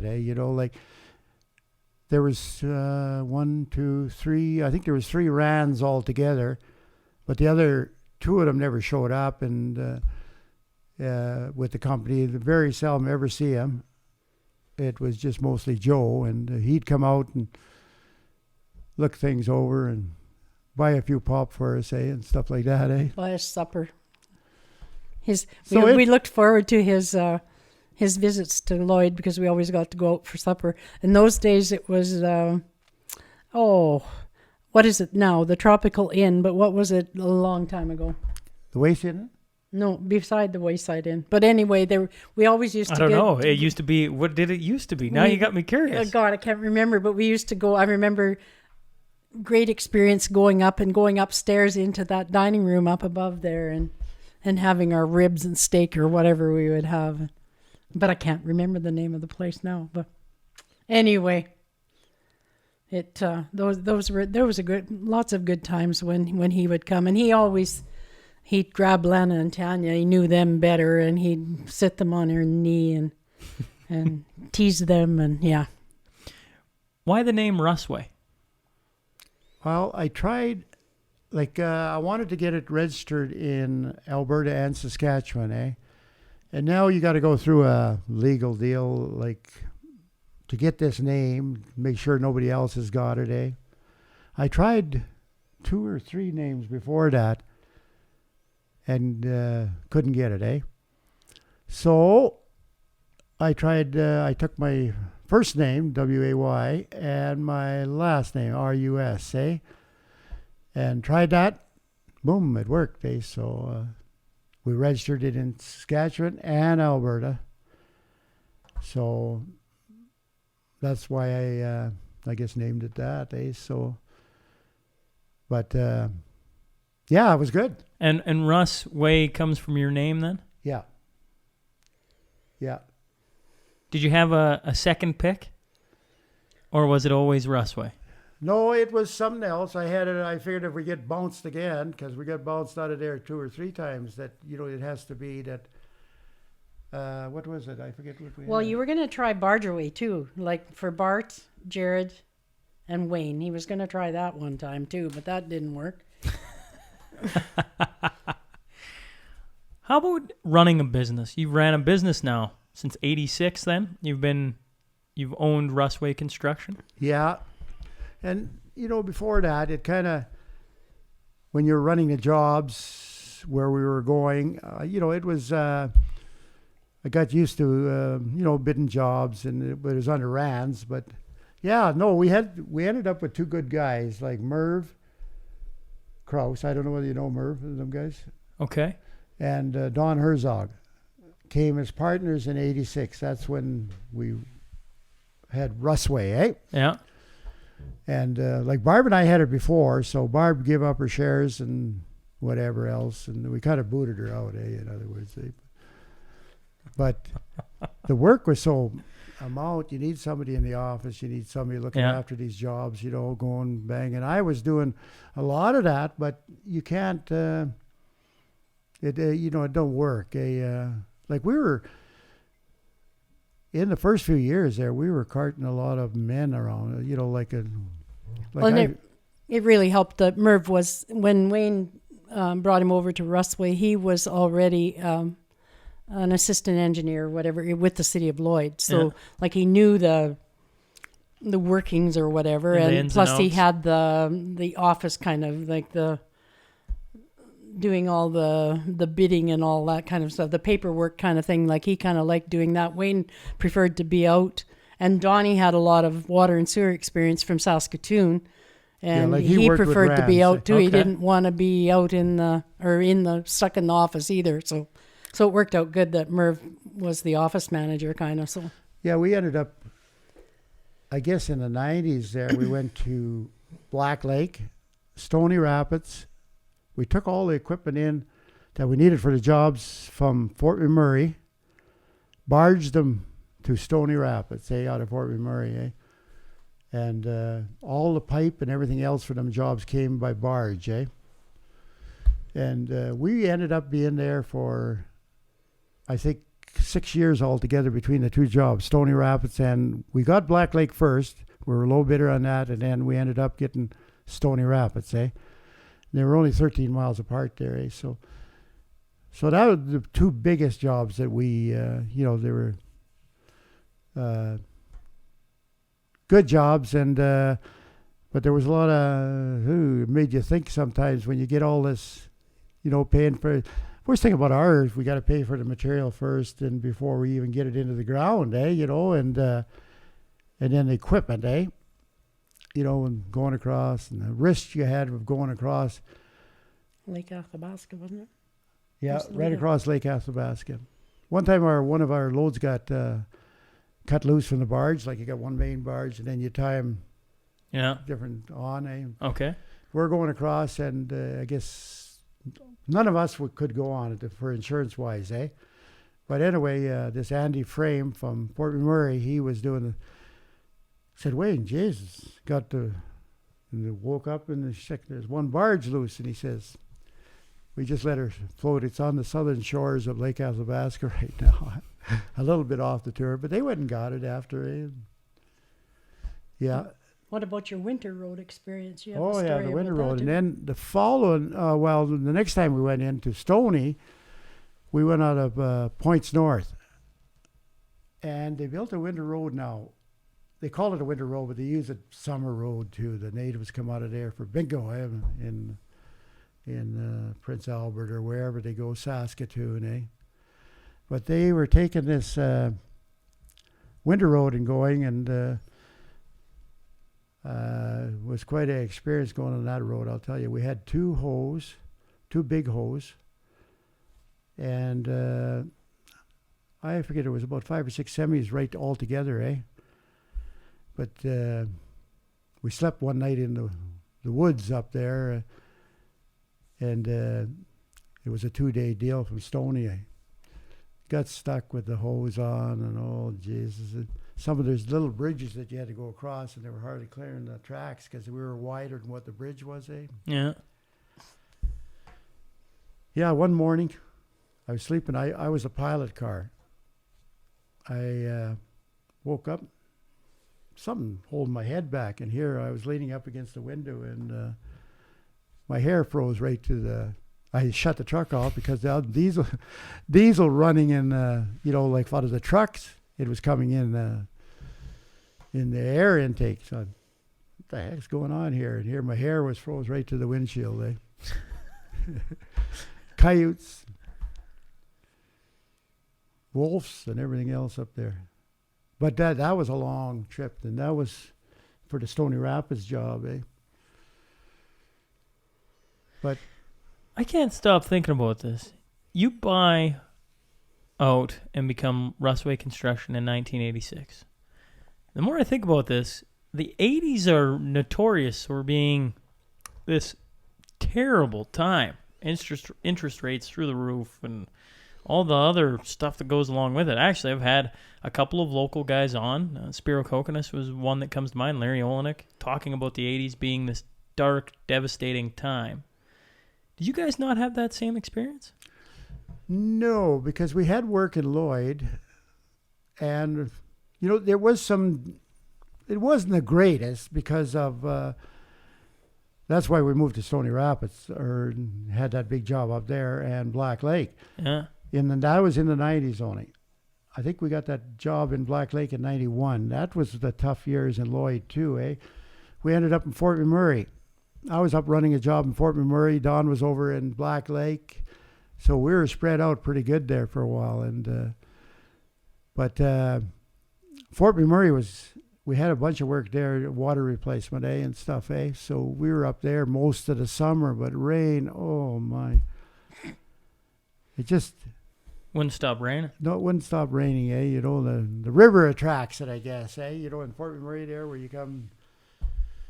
I said, then we'd say, well, we better go home. Instead of staying here, we go home, and about 20 miles south of Fort McMurray, the sun is shining, But you went through that same thing when he was working in Lloyd when I was still living in Saskatoon with the kids. And he'd come to Lloyd to work, and they'd get rained out. So he'd get home for about 3 days, and then he'd go back to Lloyd again and work another few, and then the same story as happens to Lloyd now. We still, every once in a while, you get those blasts where water and sewer contracting work is not very good in those times.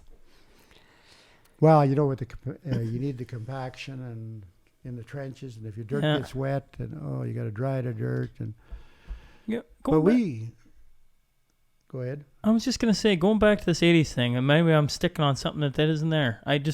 The 80s, people talk about what we're going through now, and when they look back, they talk about World War II and the 80s. Oh yeah, as being tough times. And earlier, Barb was talking about you guys getting your house paid off real fast. Did that help in the 80s? Or were the 80s you found ways to have work, and that allowed you to get through that time unscathed, so to speak? Yeah, I think we did a lot of moving. Like we were in Red Deer. Tabor. No, Tabor was earlier. Earlier. Red Deer is one of the jobs. Fort McMurray, and so we kind of went out. We did a lot of work right around Lloyd even, like we've got some jobs, worked there. So it wasn't the best of times, but we pulled through it better than a lot of companies. Yeah. Well, look at today, and you look around Lloyd and how many shops are closing up, and how many people are going out of business or selling, or dire times, it feels like. Yeah, it it's, is. It's tough. It's a long time, eh? Like, you know, it has been, like some of that stuff we went through in the 80s wasn't as, I didn't think it was as tough as it is now, eh? You know, like it didn't last that long, eh? But there was some tough times we had to go through. But we always, when we went to Black Lake in the 90s and Stony Rapids, we went in there and we had to go. We had to get some work, eh? Yeah. But it's tough work up there. We had to blast all our every trench that we dug in Black Lake had to be blasted, eh? You get an engineer there to stake out the elevations and whatever, and you go light her up, boy. And but that was tough work, eh? Tough on the equipment. We were working in Black Lake, no, in Stony. I could hear the hose going at 12 miles. I could hear them banging on rocks, eh? You know, like the first time we didn't bring the hose out even. They were bashed up so bad. We sold them right there, eh? When you got done. Yeah. Just left them. They like the local boys. Yeah. Like, you know, there's guys that Yeah. would. Now you got, like Black Lake never had any water and sewer. Stony never had any water and sewer. So now you got maintenance, say, and stuff like that you'll run into. Like that intake we're putting in there, you know, in the river. And that's a fast flowing river, that one at Stony, eh? Yeah. Them old guys in there, we had rope around them so they wouldn't leave us, eh, in the river, eh, the skin divers, eh. The guys diving in, you're talking about putting in a water intake at the river. Yeah. And having to have scuba guys go in. Yeah. And tying them off so they don't get sucked away by the river. Yeah. Like it moves fast, boy. Yeah. I know we used to go fishing in it after we got the intake in, and it was not deep, eh. You had hip waders on. But holy man, that water, boy! You turn some certain angles, and oh. You know how many? 86. Well, that's 34 years. I can do the math on that. Duh, I was born in 86. Jeez. What have you? You know, you're not actively running Rusway anymore. No. What's one of the lessons that you went? Listen, guys, this is something you got to know in business. Was there something you passed on? I'm assuming you passed on many a thing. Oh, yeah, there was a few things.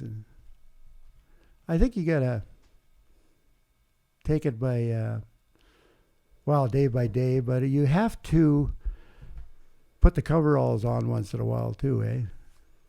I tell my son-in-laws and son that, eh?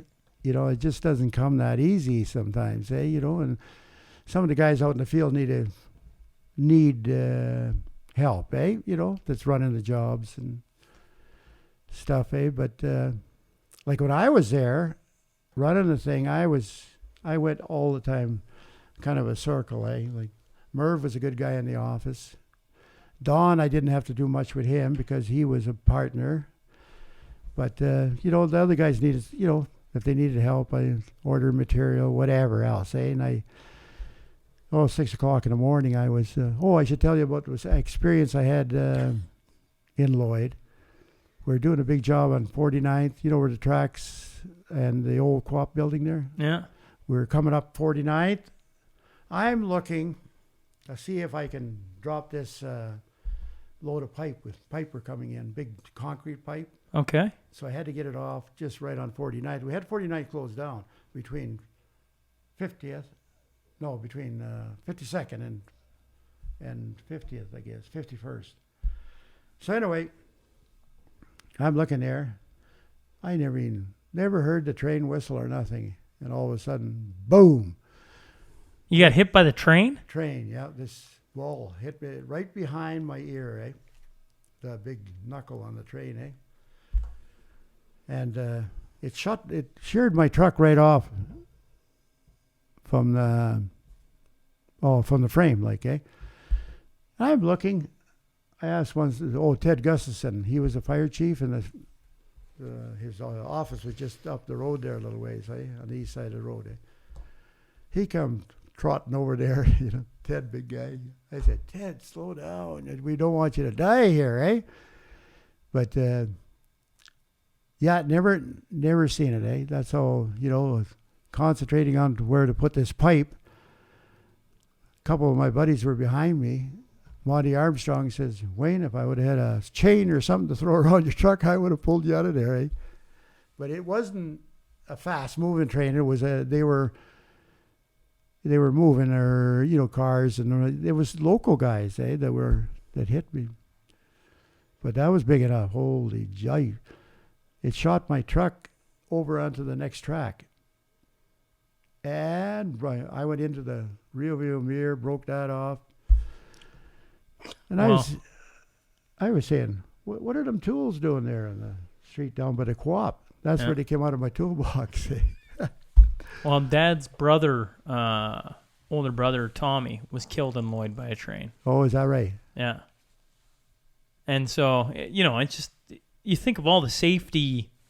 I mean, you go out in the rural parts of Canada, you can find unmarked spots where you got to pay attention, where they don't have flashing lights. But you think now in Lloyd, I mean, anywhere that comes to mind right now, they got big arms, they got flashing lights, they got absolutely everything to. But that's crazy that you were hit by a train. Yeah. Yeah, and we had, just wasn't paying attention, that's all, more worried about where am I going to put this pipe, eh? Because it's tight in there, eh, with the tracks. And we were tunneling the tracks too, eh? We'd go underneath with get a big borrow machine in that, like this pipe was about I don't know, it had to be a 54-inch or more, eh? Concrete pipe. So we need a little room for that, eh? And just wasn't paying attention, eh? Lucky. If it would have hit a little further up on my door, I might not have been here. You guys have been in Lloyd a long time. Why? And have been actively involved in the community for a long time. Why have they never put an underpass, an overpass, a something pass over that railway track? Oh yeah, that's when we first come to town, like that space out there by the upgrader, or not the upgrader, the rapeseed plant. Eh? Okay, yeah. There's a space in there that they were going to do something there, but like Vermilion got that. Yeah, got an overpass. Nice little overpass. There's a lot of traffic on that. Now they shut 55th. Yeah, the crossing, they've got it blocked off so you can't go where West End Girls used to be. Yeah, that's right. You have to go all the way down to 50th or on 62nd, the truck route. Eh? Yeah, I don't know what the hold up, whether it's, it's bad for us. Like we used to try to race that thing and train coming here. We were working down over there. We tried to get it. Well, I think everybody does, right? Yeah. If you live in Lloyd for a year, you realize that. Oh, Jesus. Yeah, and then you get tied up there. You're just ready to go because of the boys wanted some, especially when, we need pipe and whatever else, eh? Helps with the road rage. That's right. But anyway, it slowed me down for a while anyway. You guys have been, I was saying, active in the community, volunteered a lot. Just, what was it? Was that something right from the beginning that you always did? Was that something you actively pursued? Whether it was donating money, donating equipment, time? Yeah, we did and I think, Guy, we were taking the money out of Lloyd. I think you got to do something for, that's what I get on the town council right now. I said, boys, a lot of these guys, other contractors coming in now, it's tight, eh? And the boys are suffering the way it is now, eh? And I said, you got to look after the local contractors too, eh? And the city over the years have been pretty good with us, but I don't know. We've done a lot of what do you call it? Advertising, I guess, and sponsorship. Yeah. Through the years, like we Well, like the Bobcats, eh? Well, let's talk about the Bobcats. What was it, for most of us? I mean, if they're younger than me, they don't remember, but it used to be the Lloydminster Junior A Blazers, and before that, the Lancers. But the Blazers in 2005, you guys take over, buy the team, have the competition for the name, and they become what is now known as the Bobcats. And, what was it about the Bobcats that you were like, you know what, we need to do this? Oh, yeah. Like the size of Lloyd really needs something like that, a junior hockey team, I think. And at the time, they were going to lose it to, I think it was somebody out of Leduc was going to buy it, eh? I remember Whitecourt. Am I Whitecourt. wrong on that? Yeah, there was one. Whitecourt too, but Yeah, there was Leduc too at first, and then we stepped in, and then the guy in Leduc kind of backed off, and then it was Whitecourt, because he's still a little mad at me yet. He's a pretty wealthy oil guy out in Whitecourt, eh? Okay. And Whitecourt didn't have a team at that time. So anyway, we bought the team and tried to get it going, but the guy's busy in construction and whatever else going on. And we've when we took over, we didn't even have a coach until I think it was about 10 days before the season started, eh? So you know how that works. Yeah. And we got who the heck was our first? Norm Johnstone. Norm Johnstone. And he was old type coach. Good guy. I liked him, but he had a pretty hard temper on him, eh? I don't know what all happened in the dressing rooms, but he did a lot of coaching in Battleford, and he won a lot in Battleford too, eh? In the league, in the West, or in the division there. But it was a good experience, but we just spent, we couldn't get it off the, you have to sell a lot of tickets, at $10 a ticket to make this thing go. Some of our budgets say, holy man, we're around 700,000, eh? So we lost a lot of money and donated a lot of money to the deal there. But what was maybe one of the fondest moments of owning the Bobcats in town? I just, I guess that we saved the hockey team, eh? Yeah. And we won a playoff. Only one playoff we won. The first game. First round, yeah. First round was in Grand Prairie. Yeah, that would be a highlight for sure. We had quite a few. We had some good followers when we got into the playoffs, but we didn't make the playoffs. Or Lloyd is a funny town that way. I think every town is like that, though. Yeah, but you do need the support and I think they're having trouble right now. Yeah. Well, they're playing at a Kid Scotty right now. No. Yeah. So, I don't know what an owner can only lose so much money in before you get a little growly, eh? You're talking about hundreds of thousands of dollars. Yeah, most that's of right. us are growling when we lose $20 on the Oilers not pulling off a win. Yeah. Oh, that's another case. Oh, yeah. Don't go there. Ooh. Well, you guys were season ticket holders for a long... You know what? We were probably just about one of the longest season ticket holders in Edmonton. And that was we had our first set in 1981 or something. I think so, yeah. And we had them till last year. And what was it then? Well, I don't know. We went to a lot of hockey games. We had some good. We seen Gretzky. We seen the Currys and all them guys. And there was some good hockey when Gretzky was there, and we just enjoyed it. But that trip to Edmonton you go in the snow and you blizzards and whatever else, eh? It gets kind of tiresome after a while. But got to know some of the Oilers real good, like Kevin Lowe and a few of the guys there, Craig McTavish. And but they just, I don't know whether they relied too much on these older guys to pull them out or what happened there, but they just couldn't get anybody to run the ship. And yeah. Was that a tough conversation to finally say, I think we're done with the season tickets? Yeah, we're done. I think Bart had a bit of trouble because Bart went to a lot of games.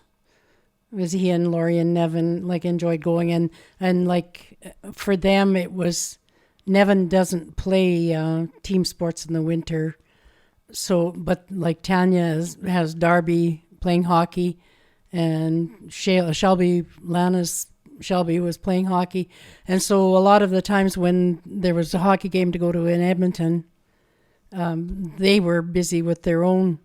And so Bart went to a lot of the games in the last couple of years, but it got to the point when the Oilers weren't winning, you couldn't even give the tickets away, never mind selling somebody a block of tickets to help you pay for those. Yeah, there was a lot of wasted tickets or couldn't. And we went through that twice with the Oilers, the last time and time before there. I don't know what year it was, but they had a downfall there too. But I think now, if you want to go to the Edmonton Oilers, and if they do come, they'll come back if the economy comes back at all. But I don't know. It's going to be tough to getting the people back again, eh? For us right now, though, you turn on your TV and you can watch any game. 100%. Yeah, and so and for old timers like us, Wayne, when they were in the playoffs the last time, he left here at, I don't know, in the morning. He met the kids in Edmonton or in Lloyd and went on to this playoff game, and the silly old fool came and got back here at 3:00 in the morning. And this is since he was sick. And you sit here and you worry sick. I said, just stay in Lloyd. Oh, no, God, there at 3:00 in the morning, he arrives back here. Yeah. But, we did have a lot of good hockey come out of there one time. But, I just don't know what's going to happen to him. I was just checking through my notes because I'm a guy, I said this before at the start, I don't know where the rabbit hole is going to lead us, and we've had it's been a very healthy dialogue here. But I just ran across something that I wanted to make sure I asked about, because Lana kind of fed me a few things, and one of them is going back to the Lloyd community unrest with the union strike in the 1980s, getting death threats and rocks thrown at the house windows in 1982. Yeah, it was it was kind of a nasty deal there, and we did all the work fixing the leaks, and you just can't but they were turning hydrants on and and stuff. But I guess most of the guys are gone from there now. But it was a pretty nasty. I'm unfamiliar. Could you give me the general of what was going on in 1982? What was the... Oh, I think wages and stuff like that. They were... Yeah, so QP went on strike or whatever. I think we were doing some of the work too, and they didn't like that too much, Who didn't like that? The employees of the city. The union... The unionized people of the city of Lloyd. Yeah. But... we're still doing the work yet. We do all the maintenance on the water sewer in Lloyd yet. Yeah. The boys are doing that. But at that time, you get a group of people that you need one or two that kind of... What did you think the first time a rock went through your window? Certainly you weren't like, oh, well, that's... Yeah, that was at the house, eh? Yeah, right in our living room window, but... And it's here we are with these little kids that we had at that time, and then all of a sudden this is happening, and you get a phone call. Well, if you don't stay out of our job, Yeah. like, better watch out here. And like, goodness, that's a scary situation for sure. So what did you do? Well, I think we reported it to some of the head guys in the city or whatever, like the mayor and Yeah. I don't even know who was the mayor. We went through a couple of them strikes. Well, Russ Robertson would have been the mayor then. I'm thinking. But like You put a baseball bat beside the bed, or yeah. Well, it made for nervous, because then you're nervous about the kids going to school. Like, what if some of these fools decide that they're gonna do something with one of your kids? Well, especially like little girls. I mean, you worry about little girls more than you especially do the when boys, I they think. you get that going. People get pretty silly sometimes. yeah. Be like the States, like man. But good thing it wasn't that bad. Yeah, we went through a couple of them there, but you just can't leave the city, can you? Well, that's what Wayne said. Like, they said, no, well, don't fix the water break. Well, what are you going to do? Like, if it's one of their houses that has a water break and they've got no water, I'm sure they might change their mind a little bit. But Yeah. How about you ran a cable excavator? Yeah. Yeah, I ran that cable excavator for 14 years, eh? That was in Saskatoon. and here. And here, no, I didn't run it. Well, a little bit here, not much. We retired it. We had it on a hill over there, and finally sold it to a guy that wanted it for a crane, eh? But yeah, that was different. Boy, when you worked 8 to 10 hours or 10 or 12 hours on them, boy. I used to come home at night and turn the TV up as loud as you could go and still couldn't hear it. In them days, we had no hearing protection. And, oh, Jesus. That hasn't changed. Yeah, that was... But one of the... when I first started, that would be with Rands in 64. That was one of the bigger machines in the city of Saskatoon and probably in the province, and it was a squealing old baby, eh? I said the harder you pulled on it, the harder it would dig, eh? Left his wedding ring on the tracks of the Sid machine in Outlook 2 days after our wedding when he was greasing the machine. She hasn't forgotten that one.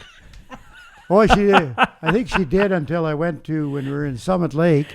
We were going for a swim, and I had greased the machine that night and stuff, and I guess the wedding ring got pretty slippery, eh? I went down there and, oh no, where's my wedding ring? So that was the second one. And now we've had my ring stolen out of here.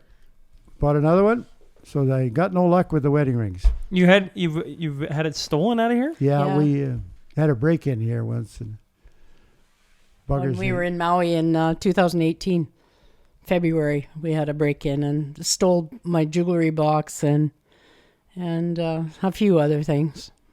Yeah, we're a little stupid leaving that stuff there, but never expected that. I have them on camera too, eh? Yeah. I got the cameras all set up. And having... Not a sniff. They said, cops, they say, just, put it through insurance, eh? But if you keep putting this insurance all the time, where's it going to go, eh? But I know they got a tough job, but gee. I guess that's minor compared to somebody shooting somebody or whatever. But. Yeah. When you look back at your lives, we'll go with Barb first. Well, whoever hops in first, maybe. What do you think your biggest achievement is when you look back? Like, what sticks out? I would have to say for me, a mother and just like enjoying my life I've had as being a mom of 5 wonderful children. I look back and I think we have a lot to be grateful for, and I think maybe take some credit for raising some really very wonderful people who have become adults and now have their own kids they're raising. That would be one of my biggest satisfactions in life, I think. And how much fun is it being a grandma? Well, that really, Grandpa can even atone to how much fun being the grandparent is for sure. Yeah, them watching them kids grow up is something. Eh? Now we enjoy them more than what I never spent much time with the kids. Our kids. Yeah. Was always out working, and so now I got lots of time, and they come over here fishing, and the girls coming on the water in the summer and like playing cards when they come for Christmas or whatever. Well, hopefully this COVID bloody thing goes over so that we can enjoy that kind of thing again here soon. But when we all get together and they get all around the table here and they're playing games and things, it warms your heart for sure. And then I'm very much into music, and we've got a few that are interested in that too, and so it's fun to listen to them play and sing, and we get up and do the jig at Christmas time. Barb's mom, she was quite that. She get the fiddle going, a cigarette hanging out of her mouth, and running that old fiddle, boy, she could get her going pretty good. How about you, Wayne? When you look back over what you've done, amassed, worked through, what's maybe the biggest achievement you've had? Well, I guess biggest achievement... or most memorable achievement? Yeah. Like what sticks out? Well, it's that we were pretty successful in the business that we had. And that you have to be happy with that, eh? So, and what we accomplished there, from starting out with one hoe to going, I think we had the tops of backhoes I'm talking about, to 14 of them at one time, I think we had. So, and the people that has worked with us, I guess, we've had some great employees, and some of the guys are still working with the boys yet that that worked with us. They're going on 40 years, I guess, some of them. And that's a great thing to have people work that long with you. Your final one. If you could go back to your 20-year-old self and impart a piece of wisdom, not that you'd probably listen, but let's say you did, what piece of wisdom would you put back to your 20-year-old self?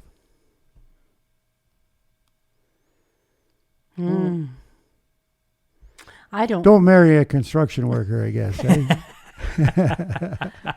Oh, there's a lot of things I wouldn't change, and I am of the belief that these things, what happens for a reason.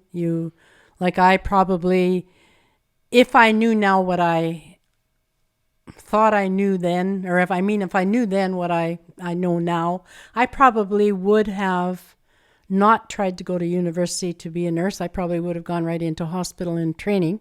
And I'd probably be a nurse now. Like our youngest daughter's a nurse, and she shares stories. And Wayne, with his battle with cancer the last few years, like I think I could have been a good nurse had I done that.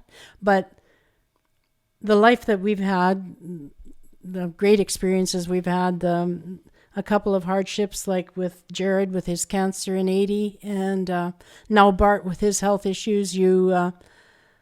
We've had worries, but we've had a lot of good things, and I don't know that I would change a whole lot.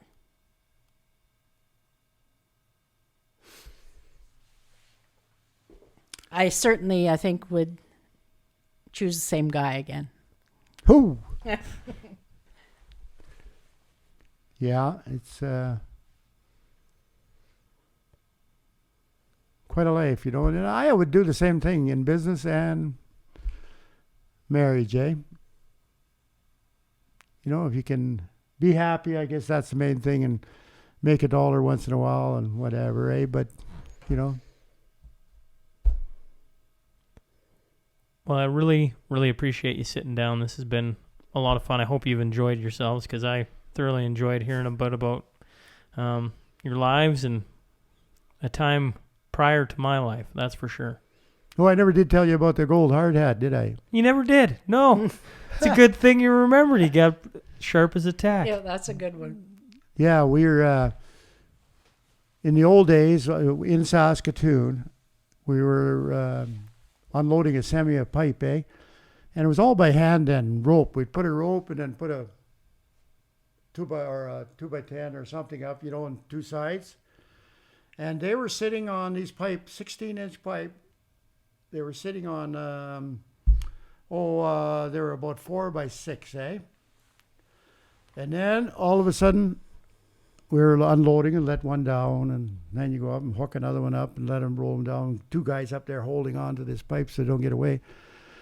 But they never noticed the one pipe was rolling. The semi where he parked was a little bit uneven, like, eh? And it come like these 4x4s are sitting here, or 4x6s, and they were over about a little ways, eh? And this pipe rolled down, and it lifted that 4x4 up, and boom, it came down right on top of my head, eh? Right on top. Cut your ear. You've had a tough go with the old head, haven't you? Yeah, took my ear off. Well, Cut it there. cut it there. Yeah. And the truck driver was there, and he was standing there, and that old thing, it missed him, like both, eh? Yeah. But it hit me dead on. It knocked the snot right out of me, eh? So I ended up going to the hospital, and yeah, I had a couple bad experiences with that. But anyway, the compensation board said when you were wearing a hard hat, saved your life, eh? Yeah, because he did have a hard hat on, and it smashed the hard hat, and Yeah. and so that's why. Well, she drove why that the whole award. liner, you know, the liners inside. Yeah. She drove that all up in there and then came down. Oof.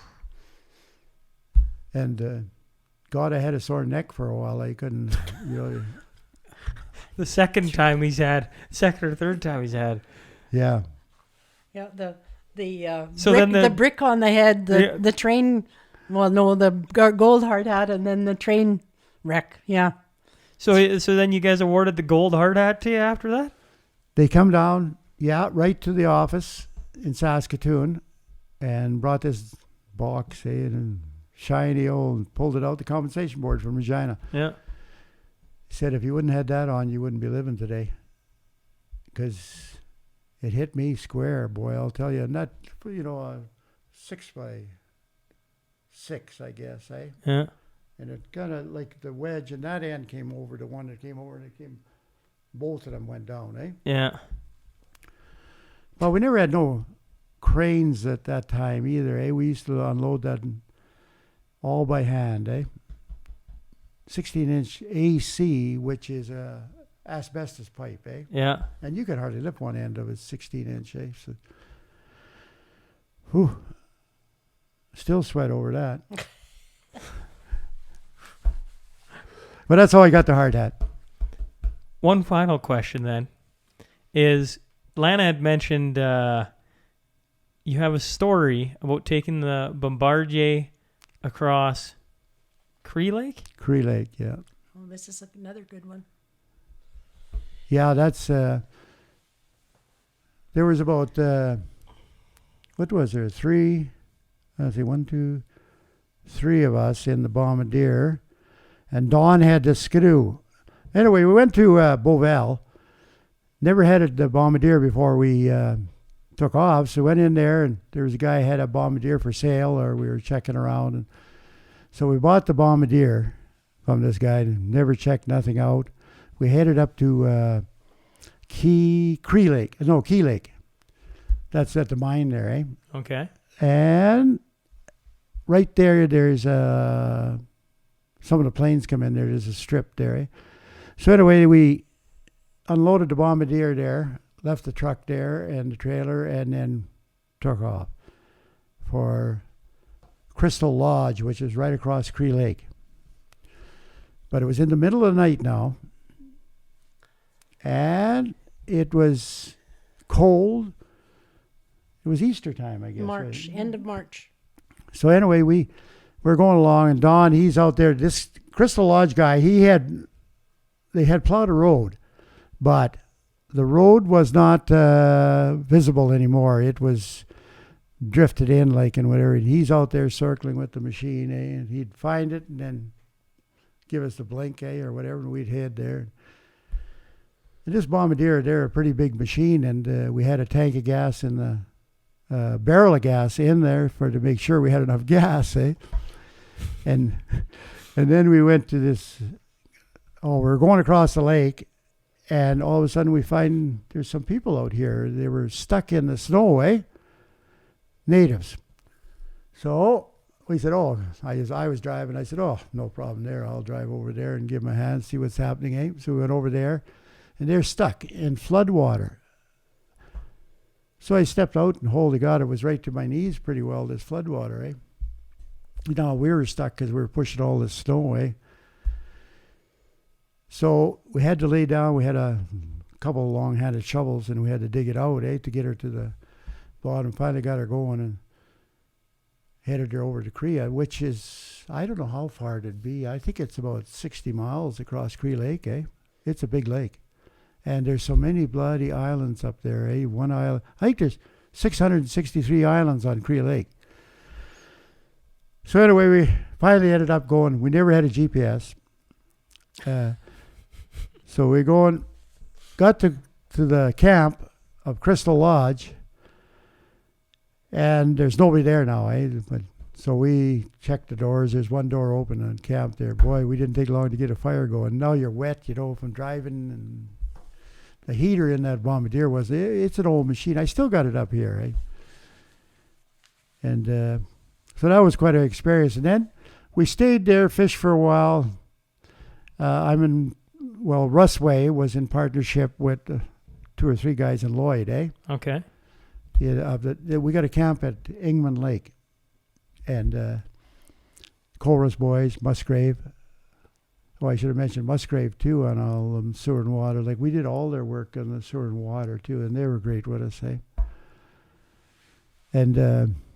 But anyway, we stayed there, and we're heading back to Crystal Lodge, or we wanted to get back to Crystal Lodge, but couldn't get a hold of the plane that took us in there from Buffalo Narrows.